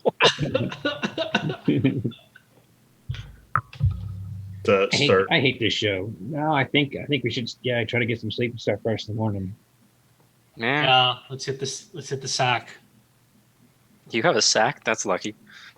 I usually sleep on the ground, but a cot is to me luxury. Mm-hmm. Yeah, I mean a mattress would be nice, but hey, I'll take a thought. Do we want to establish our own sentries? Do we trust everyone right now? Why wouldn't we trust everyone? The answer is no. We never trust everyone. I don't think it's so much trust. It's just what's the word for it's not mistrust bad. Mistrust stupid. I'm trying to figure out if everyone here is crazy or stupid. So that's my concern. Not that they're traitors. Yeah, I'm interested to see what happens at night around here. So am I, especially with the sorties. Cool. You take first watch. Good night. Oh, okay. Sweet high five. Fun time. That's what you get for trusting a company, man. Yeah. Never volunteer. That's how we got here. Yeah. Hey, since we're resting, right, we get the stability back in the morning. What's that? Stability. We get stability back in the morning, or no? Stability is. No, stability is the one. Health, stability, and sanity, right? Yeah, sanity. Don't come back. Got it. Okay. That way from resting. You have to follow your motivations into danger. Right. Or impressively spending points. That doesn't sound very appealing. And the investigative abilities don't come back either, right? It's just general refreshes. Yeah, between operations, the investigative come back. Okay. Okay. Well, I haven't spent any general abilities, so I'm good. All right, Charlie, roll sense trouble. I'm going to spend on this 2 points. And I'm going to switch dice. I got a 3 total. Ouch. I have not rolled well with that dice tonight. Rolling well doesn't appear to matter. We rolled a bunch of 4s for stability, and we still lost 3 points. No, that's barely. Huh? That's minimum passing. Oh, that's right. Stability can go negative, can't it? Yeah. Yeah. Oh, All right. All right. You take 5 points of damage. Oh, Can we The button. stop picking on the ARPA person? Wow. the one smart person in the group. All right, I'm in Come on. negative damage now. Uh-oh. All right. Roll first aid. Okay. So how much damage do you have total, Megan? I'm at -2. I can go to -12. All right. Roll stability. New dice, new dice. Oh my god. I rolled a 1. There's 5 points of stability. Uh-huh. Oh god. As you see something pass through you, coming up from beneath, as in like it passed through the cot and then came out of you. And then Come from the button. no, it actually just came straight out of the ground. That's worse. It is. It glows. It has like a resonating light to it. It's sort of similar to bioluminescence, or something that look, like something that fluoresces like a radiation dye, or a radioactive dye, excuse me. And then it slashes back down through you, and you feel it take the shape of like a hook and then like wrenches out of you, and you feel part of your body just shredded from within. Fuck. I assume there's a scream there or something. Yeah, do we all hear this, right? You hear a scream, a really, really loud scream. Does Yep. the man on watch see anything of this happen? Roll sense trouble. All right. Oh my gosh. I'm gonna use 2, so Just a bad let's see dream. how that one goes. Yeah, hopefully. Sorry. That's 7. All right. You see several flashes of purple light come from Charlie's tent and a lot of screaming. Okay, yeah, I'm gonna rush over there with my 38 in hand. All right. That's 6-shooter. That's going to make all the difference. You never know. Save the last bullet for yourself. All right. Of course. So go ahead and give me a stability roll. Sure.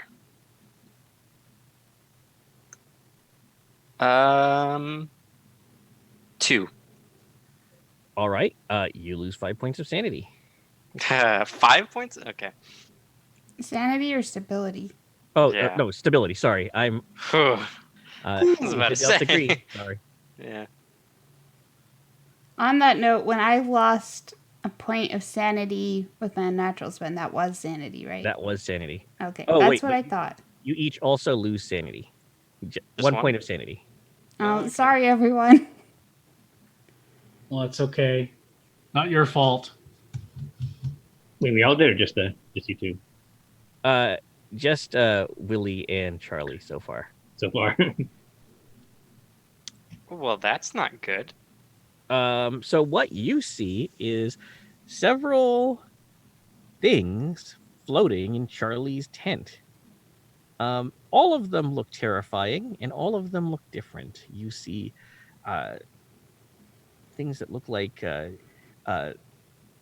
slugs with lamprey mouths, just with the swimming through the air. A strange creature that has spinning, interpenetrating rows of jagged teeth that is sort of shifting and like flopping through the air to locomote. towards you, and several of these things are moving towards you. There is something that looks like an anemone, but it turns inside out and then turns inside out the other way to move. You begin to see why you list 5 points of stability, I hope. Yeah, that does make sense. And all of these things, one thing they have in common, they have teeth, they have claws, they have other things. Proboscis. It's looking unpleasant in here. Charlie is on the ground screaming. I take it that they're in between me and Charlie. Was that a yes? Sorry, I didn't hear you. Yes, that is correct. Okay, I'm gonna yell for everyone else and tell them to get their asses over here and unsling my M2 and slowly back away from the tent. All right. I'm gonna curl up into a small ball. Okay, that is a choice. suboptimal choice. I'm in a lot of pain. I'm at -2 health. Small target. Small target. Okay. Oh, incidentally, roll a health check. 6. You're Oh my conscious. gosh. Finally. Okay, everybody else. Someone is yelling. They are. The airmen on watch are blowing whistles, and Oh, goody. one of them is, grabs a wrench and starts banging on a very large, artillery shell casing, trying to get everybody up. And you think, oh, good, Willie, more people are going to help, and then everyone can roll sense trouble. Cool. We can spend on this, right? Yes. I'm gonna spend 5. 3 points. That's a 7 total for me. 6. 3. I got a 1. I only spent 1, so it's a 2. What about Hollings? Got a 5. Okay. Willie, you are, preoccupied, obviously.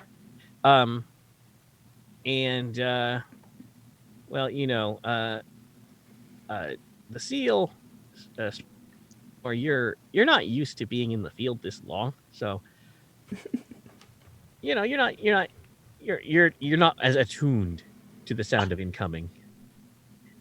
I figured it's a night terror. I just roll over on my cot. All right.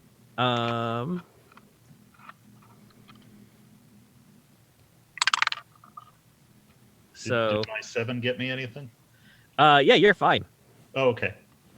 Well, as in fine, you I dive hit the into ground. your Yeah. soaked slit trench. And with a 6, Charlie is able to take full advantage of the fact that your tent does in fact have several tears in it, I'm gonna roll out. and roll out. Still, in the fetal position. Yep. Roll into a trench. Uh, Yeah, if she gets close, can I pull her down into it? yeah. Oh, Willie and Strathmore though take 6 points of damage Wow. Ooh. as you are peppered with fragments from a mortar barrage. From the base personnel? No, it's that day everybody's known was coming. Oh, goody. Good timing. Uh, And it is night, so Oh crap! So it's all going to hell. is there a flare up in the air or something? There are flares up in the air. It sounds like there is a full-on firefight going on at the airfield. And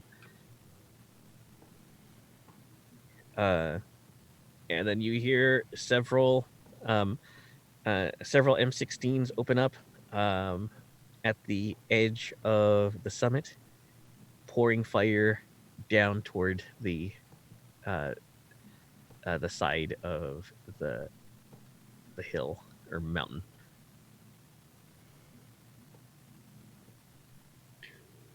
So, Megan, what's your character's health? I'm at -2. When is it? When does it get to be trouble? So at 0 to -5, you suffer a 1-point penalty to all general ability rolls. When you hit -6, then you basically can't move. Because we need to keep her character alive. Yeah. That's my concern. I agree. We should keep Right. Charlie alive. Oh, hold on, Medic. I have first aid. I was going to run into. Yeah. My plan was running into the tent to see if she was okay. So I have 3 on first aid to spend. How much first aid do you have? I think I have 2, so you're right. You're Okay. I closer. have Yeah. 7. So Oh, Oh, Nice. you're closer. feels Not so bad. good. God, see, I was about to be all like, I have 4, but man. well, that's I No, deal with casualties all. Yeah, let's just keep watching her health because we can't. Because if it's just us soldiers around to figure out the radar, that's going to end badly. Blow it up, burn the base down. Problem solved. Wait, no, Well, hang, there you Lily go. can help with that. hang on, Walton. Are we sure it's the radar doing the thing we came here for? Pretty sure. Okay, now's our chance to blow it up then, when all this other crap is going on. No, it shouldn't be. I guess it is still working. Well, someone may have reconnected it, which means there's a rat around here we got to find. So Acer, what are those weird things doing? Oh, actually, have I seen them at all? Because I ran right for a trench. All right, you have not seen them. Cool. Strathmore, though, has, because he was moving to assist. Yeah, I know. Like I said, they probably caught me first. Maybe the border did. I was running to the tent as well, but maybe the mortar pushed me. Kept me jumping with them. I don't know. It's All right. your call. So yeah, you both have made it to her tent, and you can both roll stability. Oh, this should be good. Asking to lose sand. Come on, guys. Yeah. Oh my God, I got a 6. 5. All right, you're both fine. Okay. You're like, wow, that's weird. That's not I so would bad. also like to mention I am shaken, so that'll be interesting. Yeah. So you are all gathered around Charlie, as she has made it out of her tent. The things, Megan, high or low? Oh, no. Oh God. Everybody in this group roll sense trouble. I'm spending Question. 3. Spending a point on. I'm spending 1. 1. 4. I got a 2. I got a 6. All right, Charlie and Willie, you notice that as Charlie has been moving, the group of things have stayed within a 3-meter radius of her, 3 yards. Within her or within, per se, maybe some sort of button object? Throw the button. Throw the button. So I assume I saw that with the 8 too. So do I need to give you a stability check now then? Oh yeah. Cool. Let's see what happens. Awesome. That's a 3. I'm gonna throw the button 5 towards points. the camp. Okay. Wait. Towards. Towards the camp? I want to be able to find it again. It's part of my experimental data. Take that away from her. Oh, God. Okay, so she's the next mission, right? Yeah. Yeah. She throws the button I like, know this. no. Someone's in for a 9mm retirement plan. So I got a 3. What do I lose, Acer? 5. It's Ow. it's the 45 ACP retirement plan right now. Oh, no. Okay, that makes sense. Yeah, we haven't. It'll be another 20 years before 9mm gains any respectability. My stability is now at -4. Okay. Welcome to my house. Yeah, you're there with me. I am unfamiliar what that means. That means that you are unable to spend investigative abilities, and every general ability will have a -1 attached to it. And Awesome. since there was a natural shock, you'll lose 1 sand.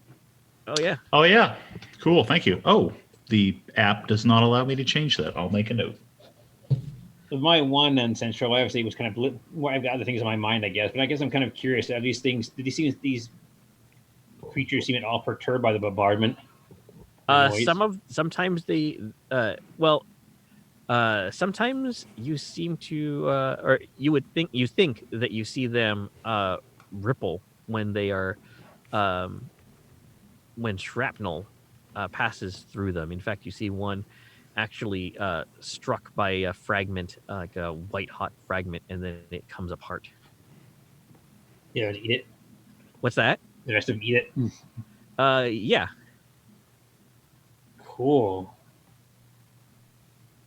What are You these? don't Are these, even need are these drugs anymore. are these ghosts? What are these? The boogeyman? Incidentally, when Charlie throws the button, you can't see them anymore. Oh, I can go back for the button. Don't touch the button. Why did you throw it into the camp? You could get everybody killed. Well, let's hope not. It's like a bloodhound. That dog don't hunt. All right. Now, Megan, high or low? You could have found the button in the dark. Hi. So you're going low.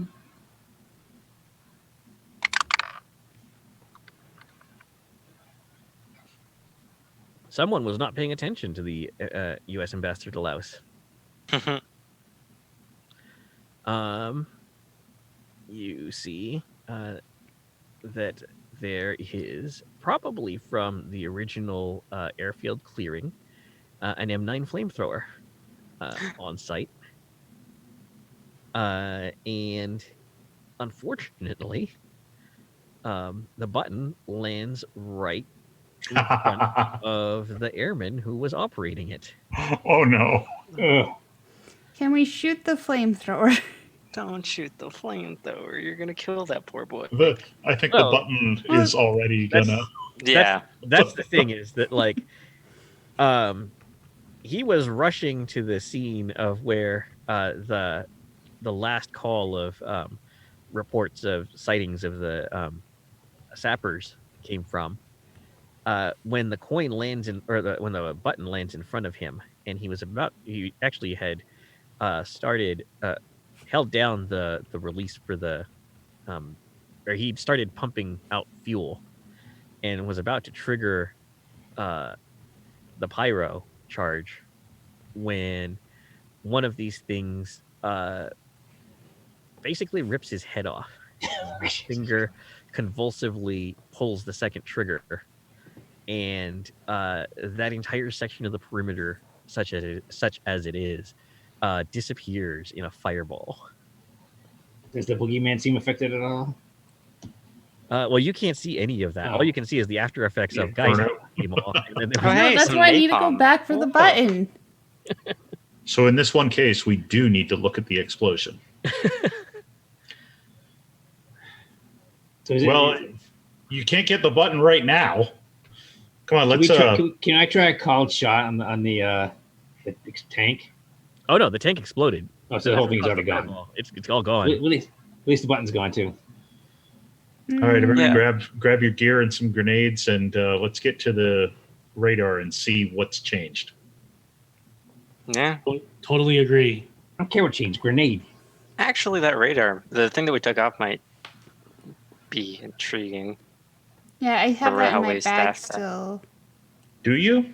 I don't know. Do I you? want to check. I have to go grab it first, though. How big Okay. is your pack? Like a backpack size, probably. Okay. The components probably fit in like a toolbox. So like one of the big Air Force toolboxes. Mhm. So they would have sequestered that at the command bunker.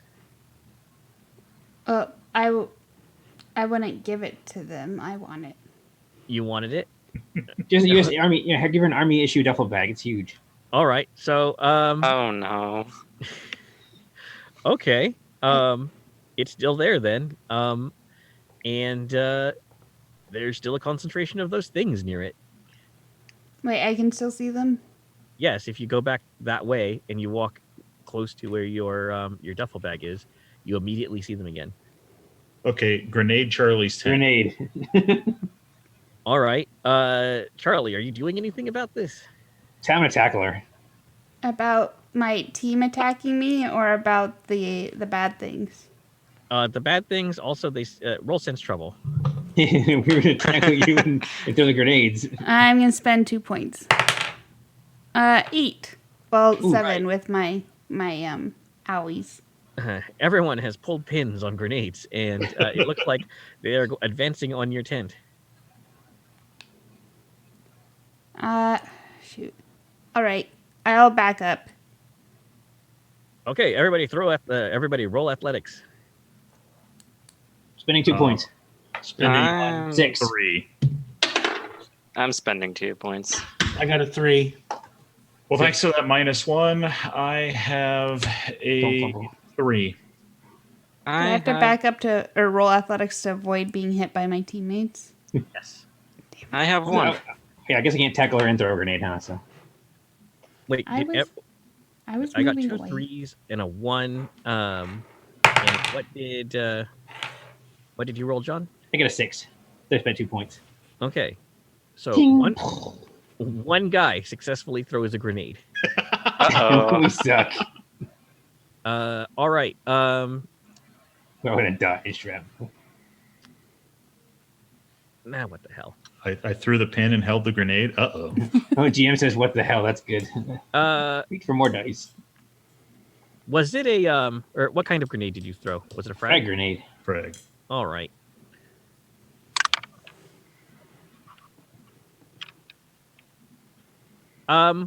Well, the tent blows up. Yes. Nice. Unfortunately, any of you in military science know that that a fragmentation grenade, its primary mode of doing damage, is literally fragmentation. Mhm. So Oops. you just made it a whole lot of tiny pieces. I made it worse.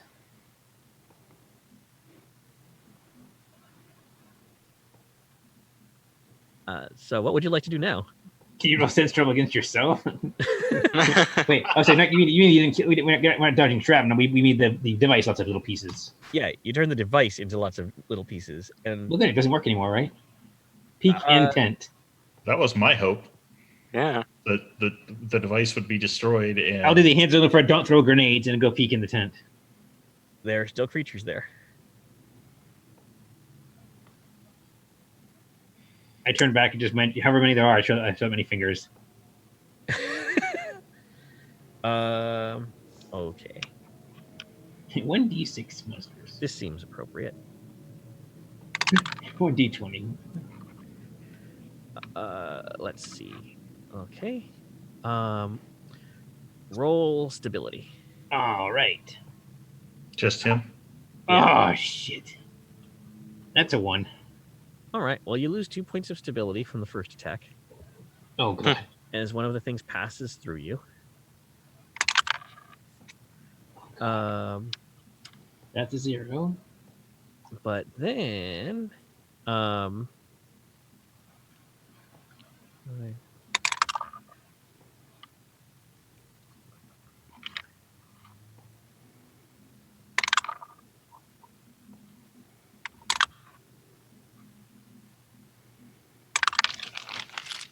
That's a lot of dice. Yeah, that's a lot of rolling. It's fine.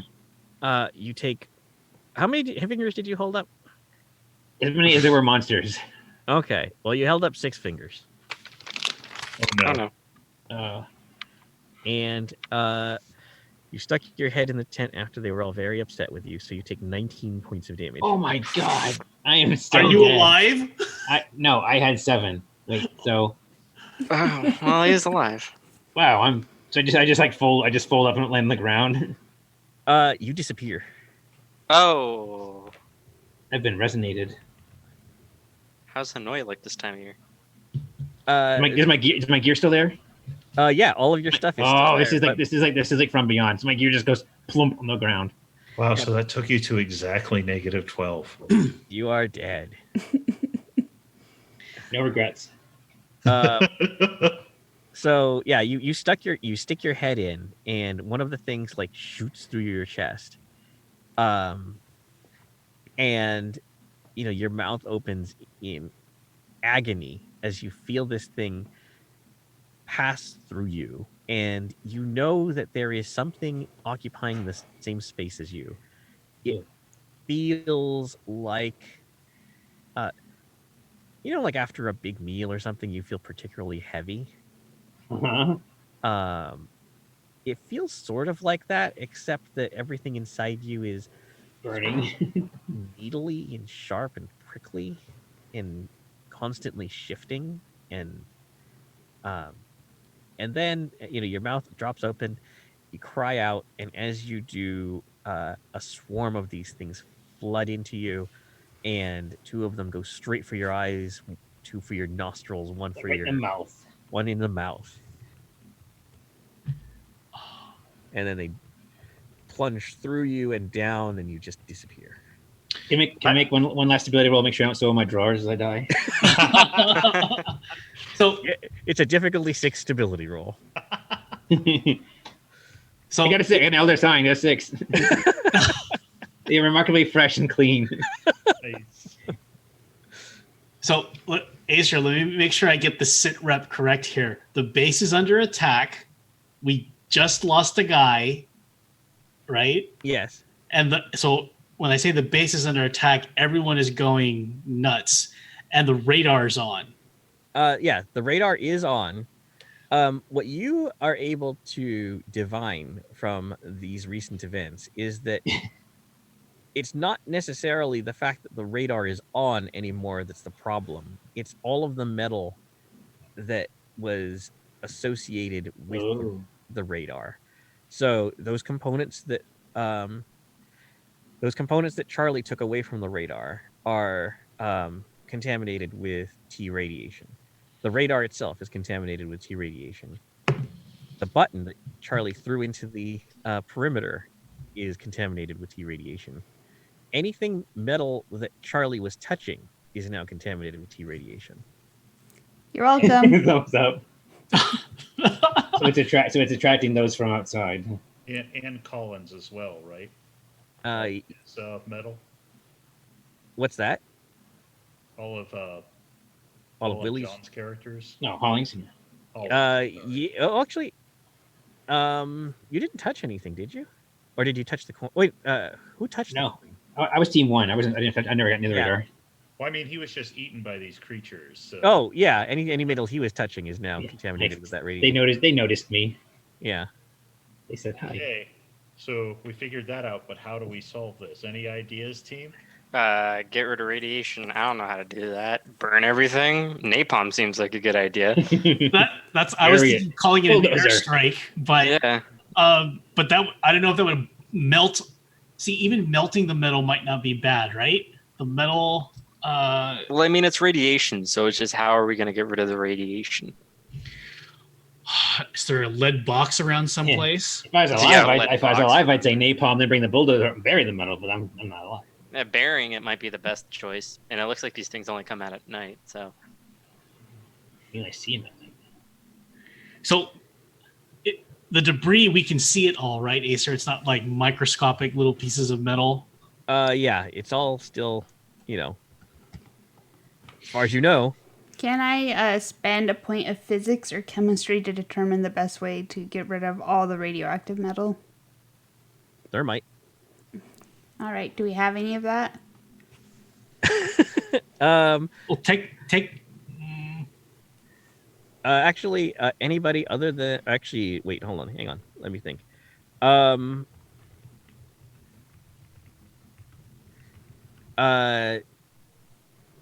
and Bernie, your characters would have reason to have thermite grenades. Yes, and also I have a demolitions of like 7. Yeah, so you can roll preparedness to have smuggled thermite grenades onto several aircraft. I have. Okay, Yeah, I have all really 5 roll for points on preparedness. That's a 7 total. Oh, I'm sorry, a 6 total. I forgot about my -1. I'm going to spend 4 on preparedness. I got a 6. All right.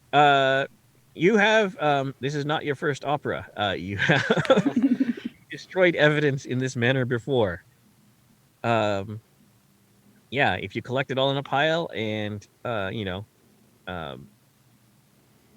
set off a thermite charge and then bury what's left, that might do it. Sweet, let's do that. Let's do it. All right. You guys can roll sense trouble to Oh, find this all sounds- this stuff. Okay, I'm going to spend 2. I'm spending my last 3. I got a 5. I got a 7. Okay. Willie and Charlie can help. Ooh, sure. I'll spend the rest of my sense trouble. Yeah, I have 3 left. I got 2 left. That's 3. Okay. Willie, I guess, is standing watch. I got 6. You find the button again. I guess appropriately for the 70s, I am going to have to throw my bra on the fire because it does have an underwire. All right. Now here's the trick. Charlie, roll stability. Oh, jeez. Zapped, zapped, zapped. I'm going to spend 3 points of stability. Okay. And I got a 6, so 9. Okay. You put the button in the pile.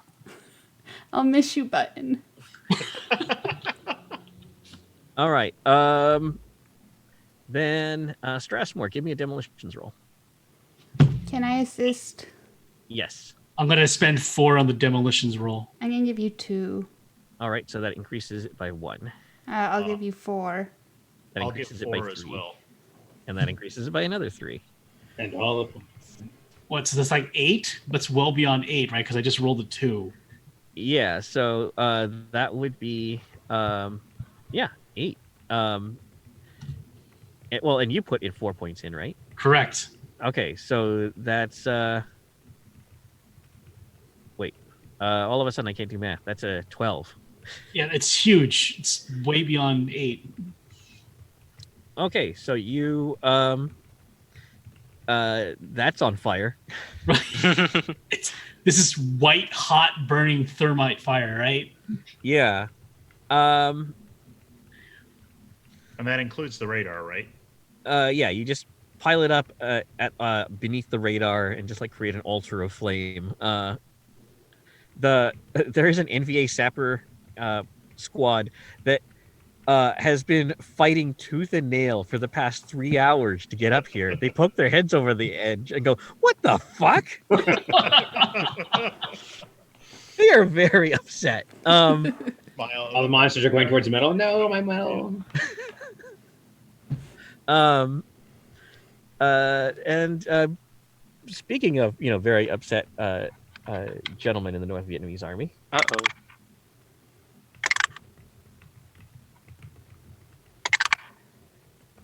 what the hell? Yeah, what the hell? Stop rolling dice. That's Well, pretty- they're all firing at you. Oh, So let's see. That's as it happens that they were moving in a 4-man squad, and so they spotted 4 targets. They missed Charlie. Thank God. You still have 10 health points in the negatives left. All right. Let's see. Tom, you take 7 points of damage. Ow. Fuck. Willie, you take 10 points of damage. Uh-oh. And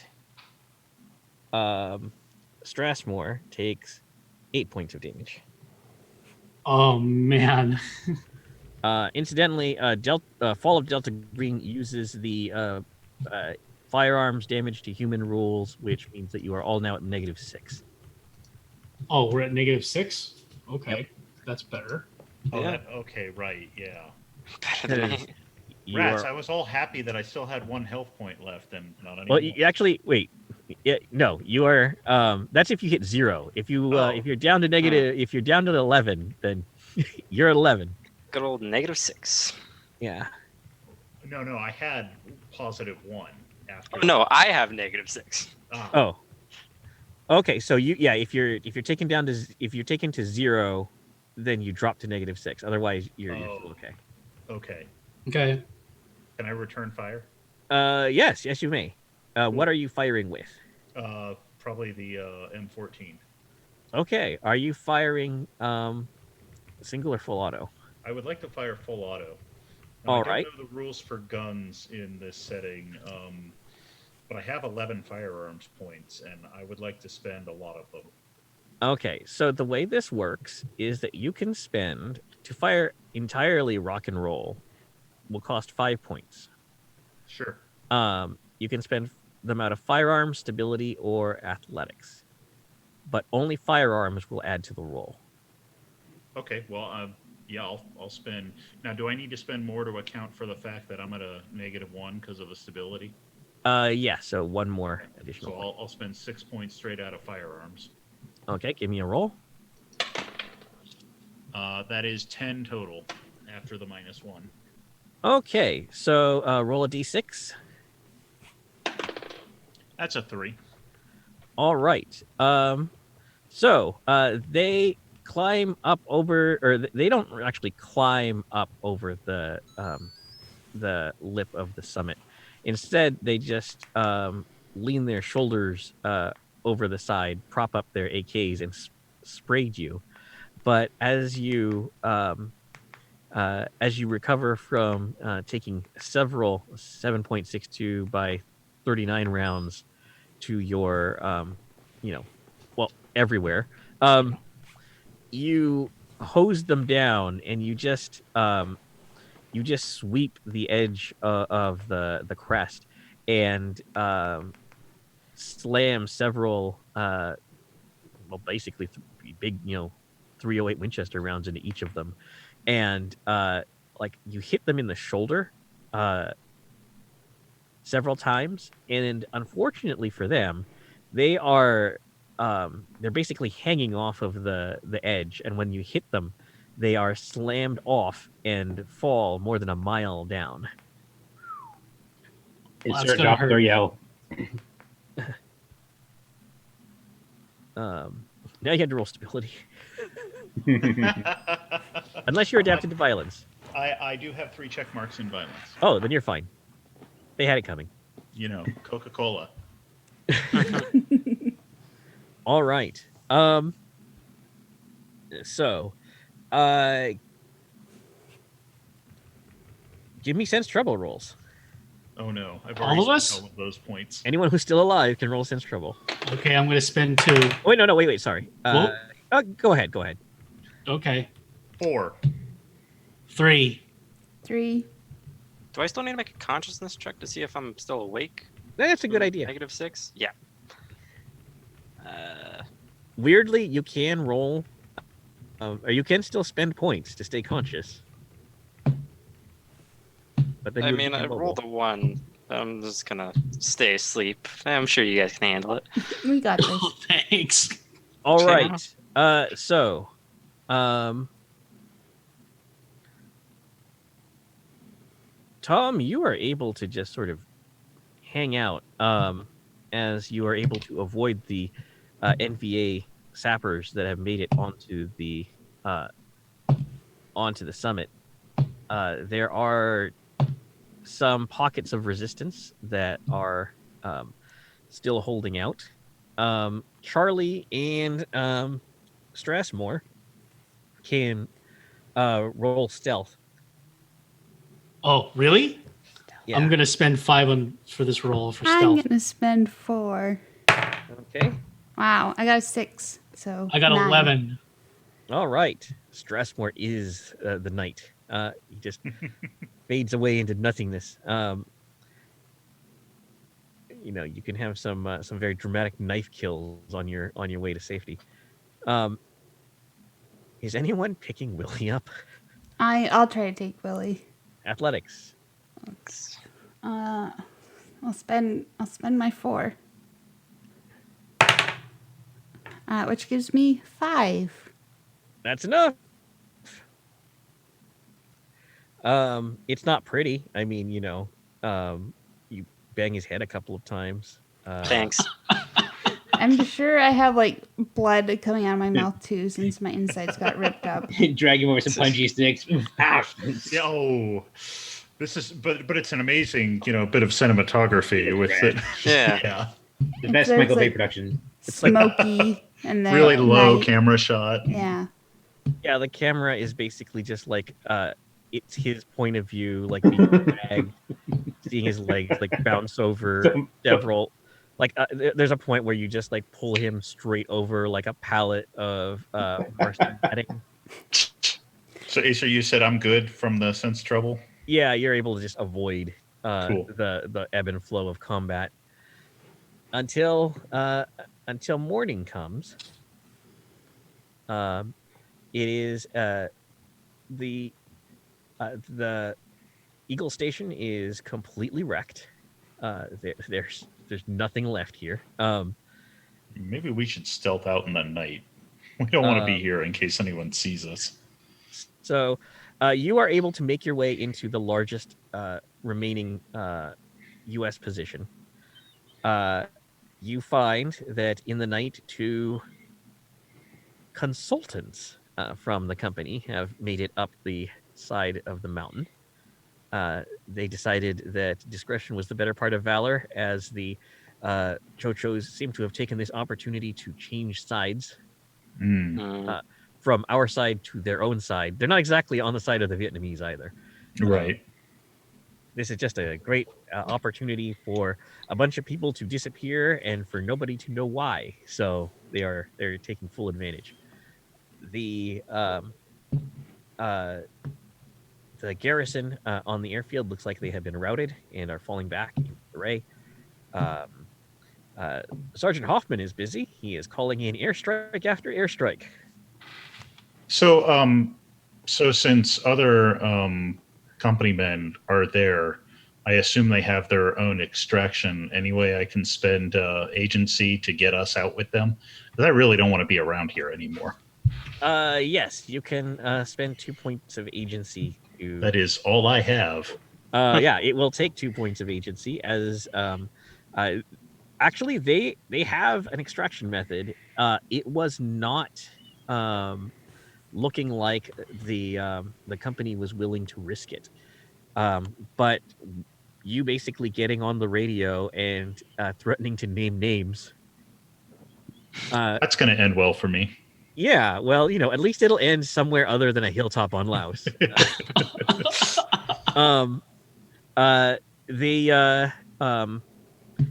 You will get a pair of helicopters that will fly in at dawn, and stealth, sense trouble, athletics, anything that you have that you would like to roll.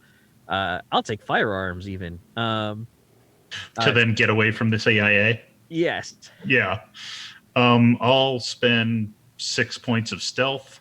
Oh, and someone can first aid Willie, so he's at least conscious. So then, if the pilot dies, I can fly the damn helicopter. I'll spend all my first aid on Willie. I'll do all 3. Thank you. You're welcome. All And a right. 5.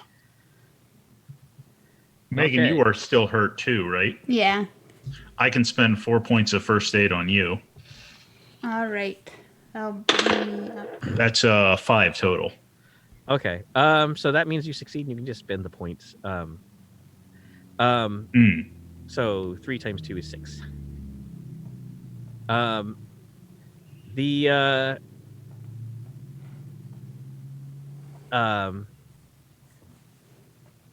It is a good. Now you can give me a roll to run, sneak, or shoot your way out of harm's way.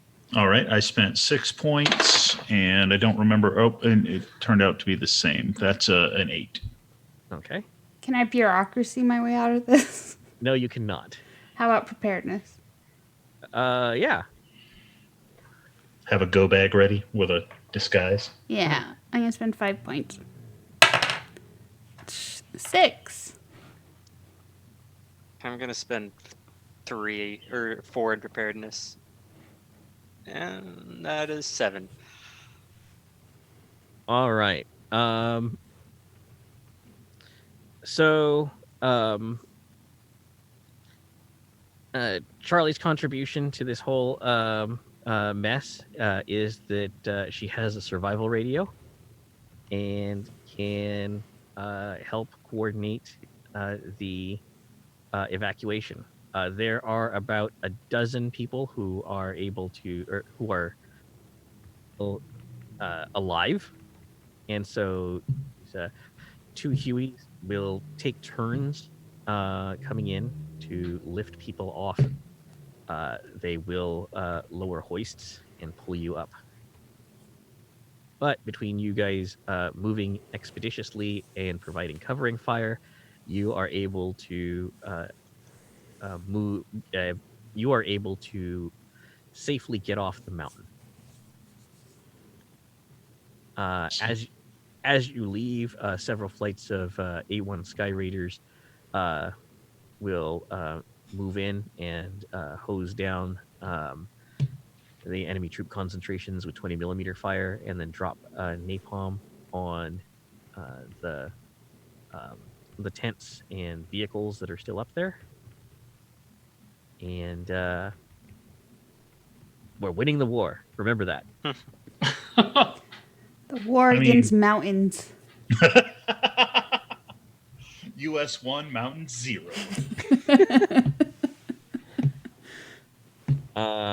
And if Hollings isn't if Hollings's body wasn't irretrievable before, it is now. At least they didn't eat it. Just like my button. Your button got thermited. Yeah. Yeah. I might still be alive somewhere far away. Oh no! When you like they devour you instantly when you go elsewhere.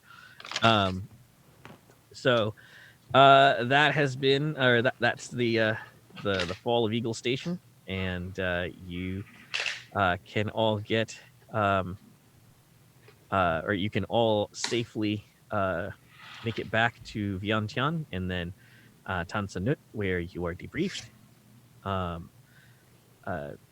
Lieutenant Hollings' family will be presented with a Silver Star and a citation that indicates that he was killed while supporting the recapture of Way City. Can we also make it so Whitcomb isn't like AWOL? Yes, he died in the fighting. Yeah. I Hero. don't want his family to be sad about that. Actually, technically, the official records say he died in a plane crash, flying back to Saigon. The secret records that you doctor say that he died in the fighting on the top of Eagle Station. So for anyone in the audience, I guess the players as well, this is based loosely, very loosely, on the Battle of Lima Site 85, which occurred on the night of March 10th through 11th, 1968, and wherein the Air Force suffered its greatest number of ground casualties during the Vietnam War, and during which an Air Force Chief Master Sergeant received the Medal of Honor. Oh yeah, for defending the radar stations, right? For 20 years, his family thought he died in a training accident, one for which mysteriously he received the Air Force Cross. And then in 2010, Barack Obama presented his Medal of Honor to his sons. So that has been tonight's scenario. Around the table, we've had Megan. Hey everyone, this is Megan. I was playing Charlotte Charlie Walton, ARPA researcher. You can find me on Twitter at Curium247 or tweeting for the podcast at TRF Podcast. Tom. Hi, everyone. I'm Tom. I was playing Avery Payton, company man, and you can find me on Twitter at Frenchman Tom. John. Yeah, John. Yeah, that's me. Yeah, I think it's again. I think my first gumshoe experience definitely taught me I should spend points early. I didn't know the whole spending stability points is a cool idea, but from beyond my favorite story, so I appreciate the way I went. It was worth it. You can find me at Twitter at Maine Moose Tracks. That's Maine like the state, Moose is animal TRAX, and not only because the first time many of you have seen me certainly or heard me, but because TRF is better than that. I'm going to apologize for my poorly chosen movie quote at the beginning of the game. Bernie. Hi, this is Bernie. I was playing Lieutenant Spencer Strassmore, Navy SEAL. You can find me on Twitter at ENGRPE. And Chris.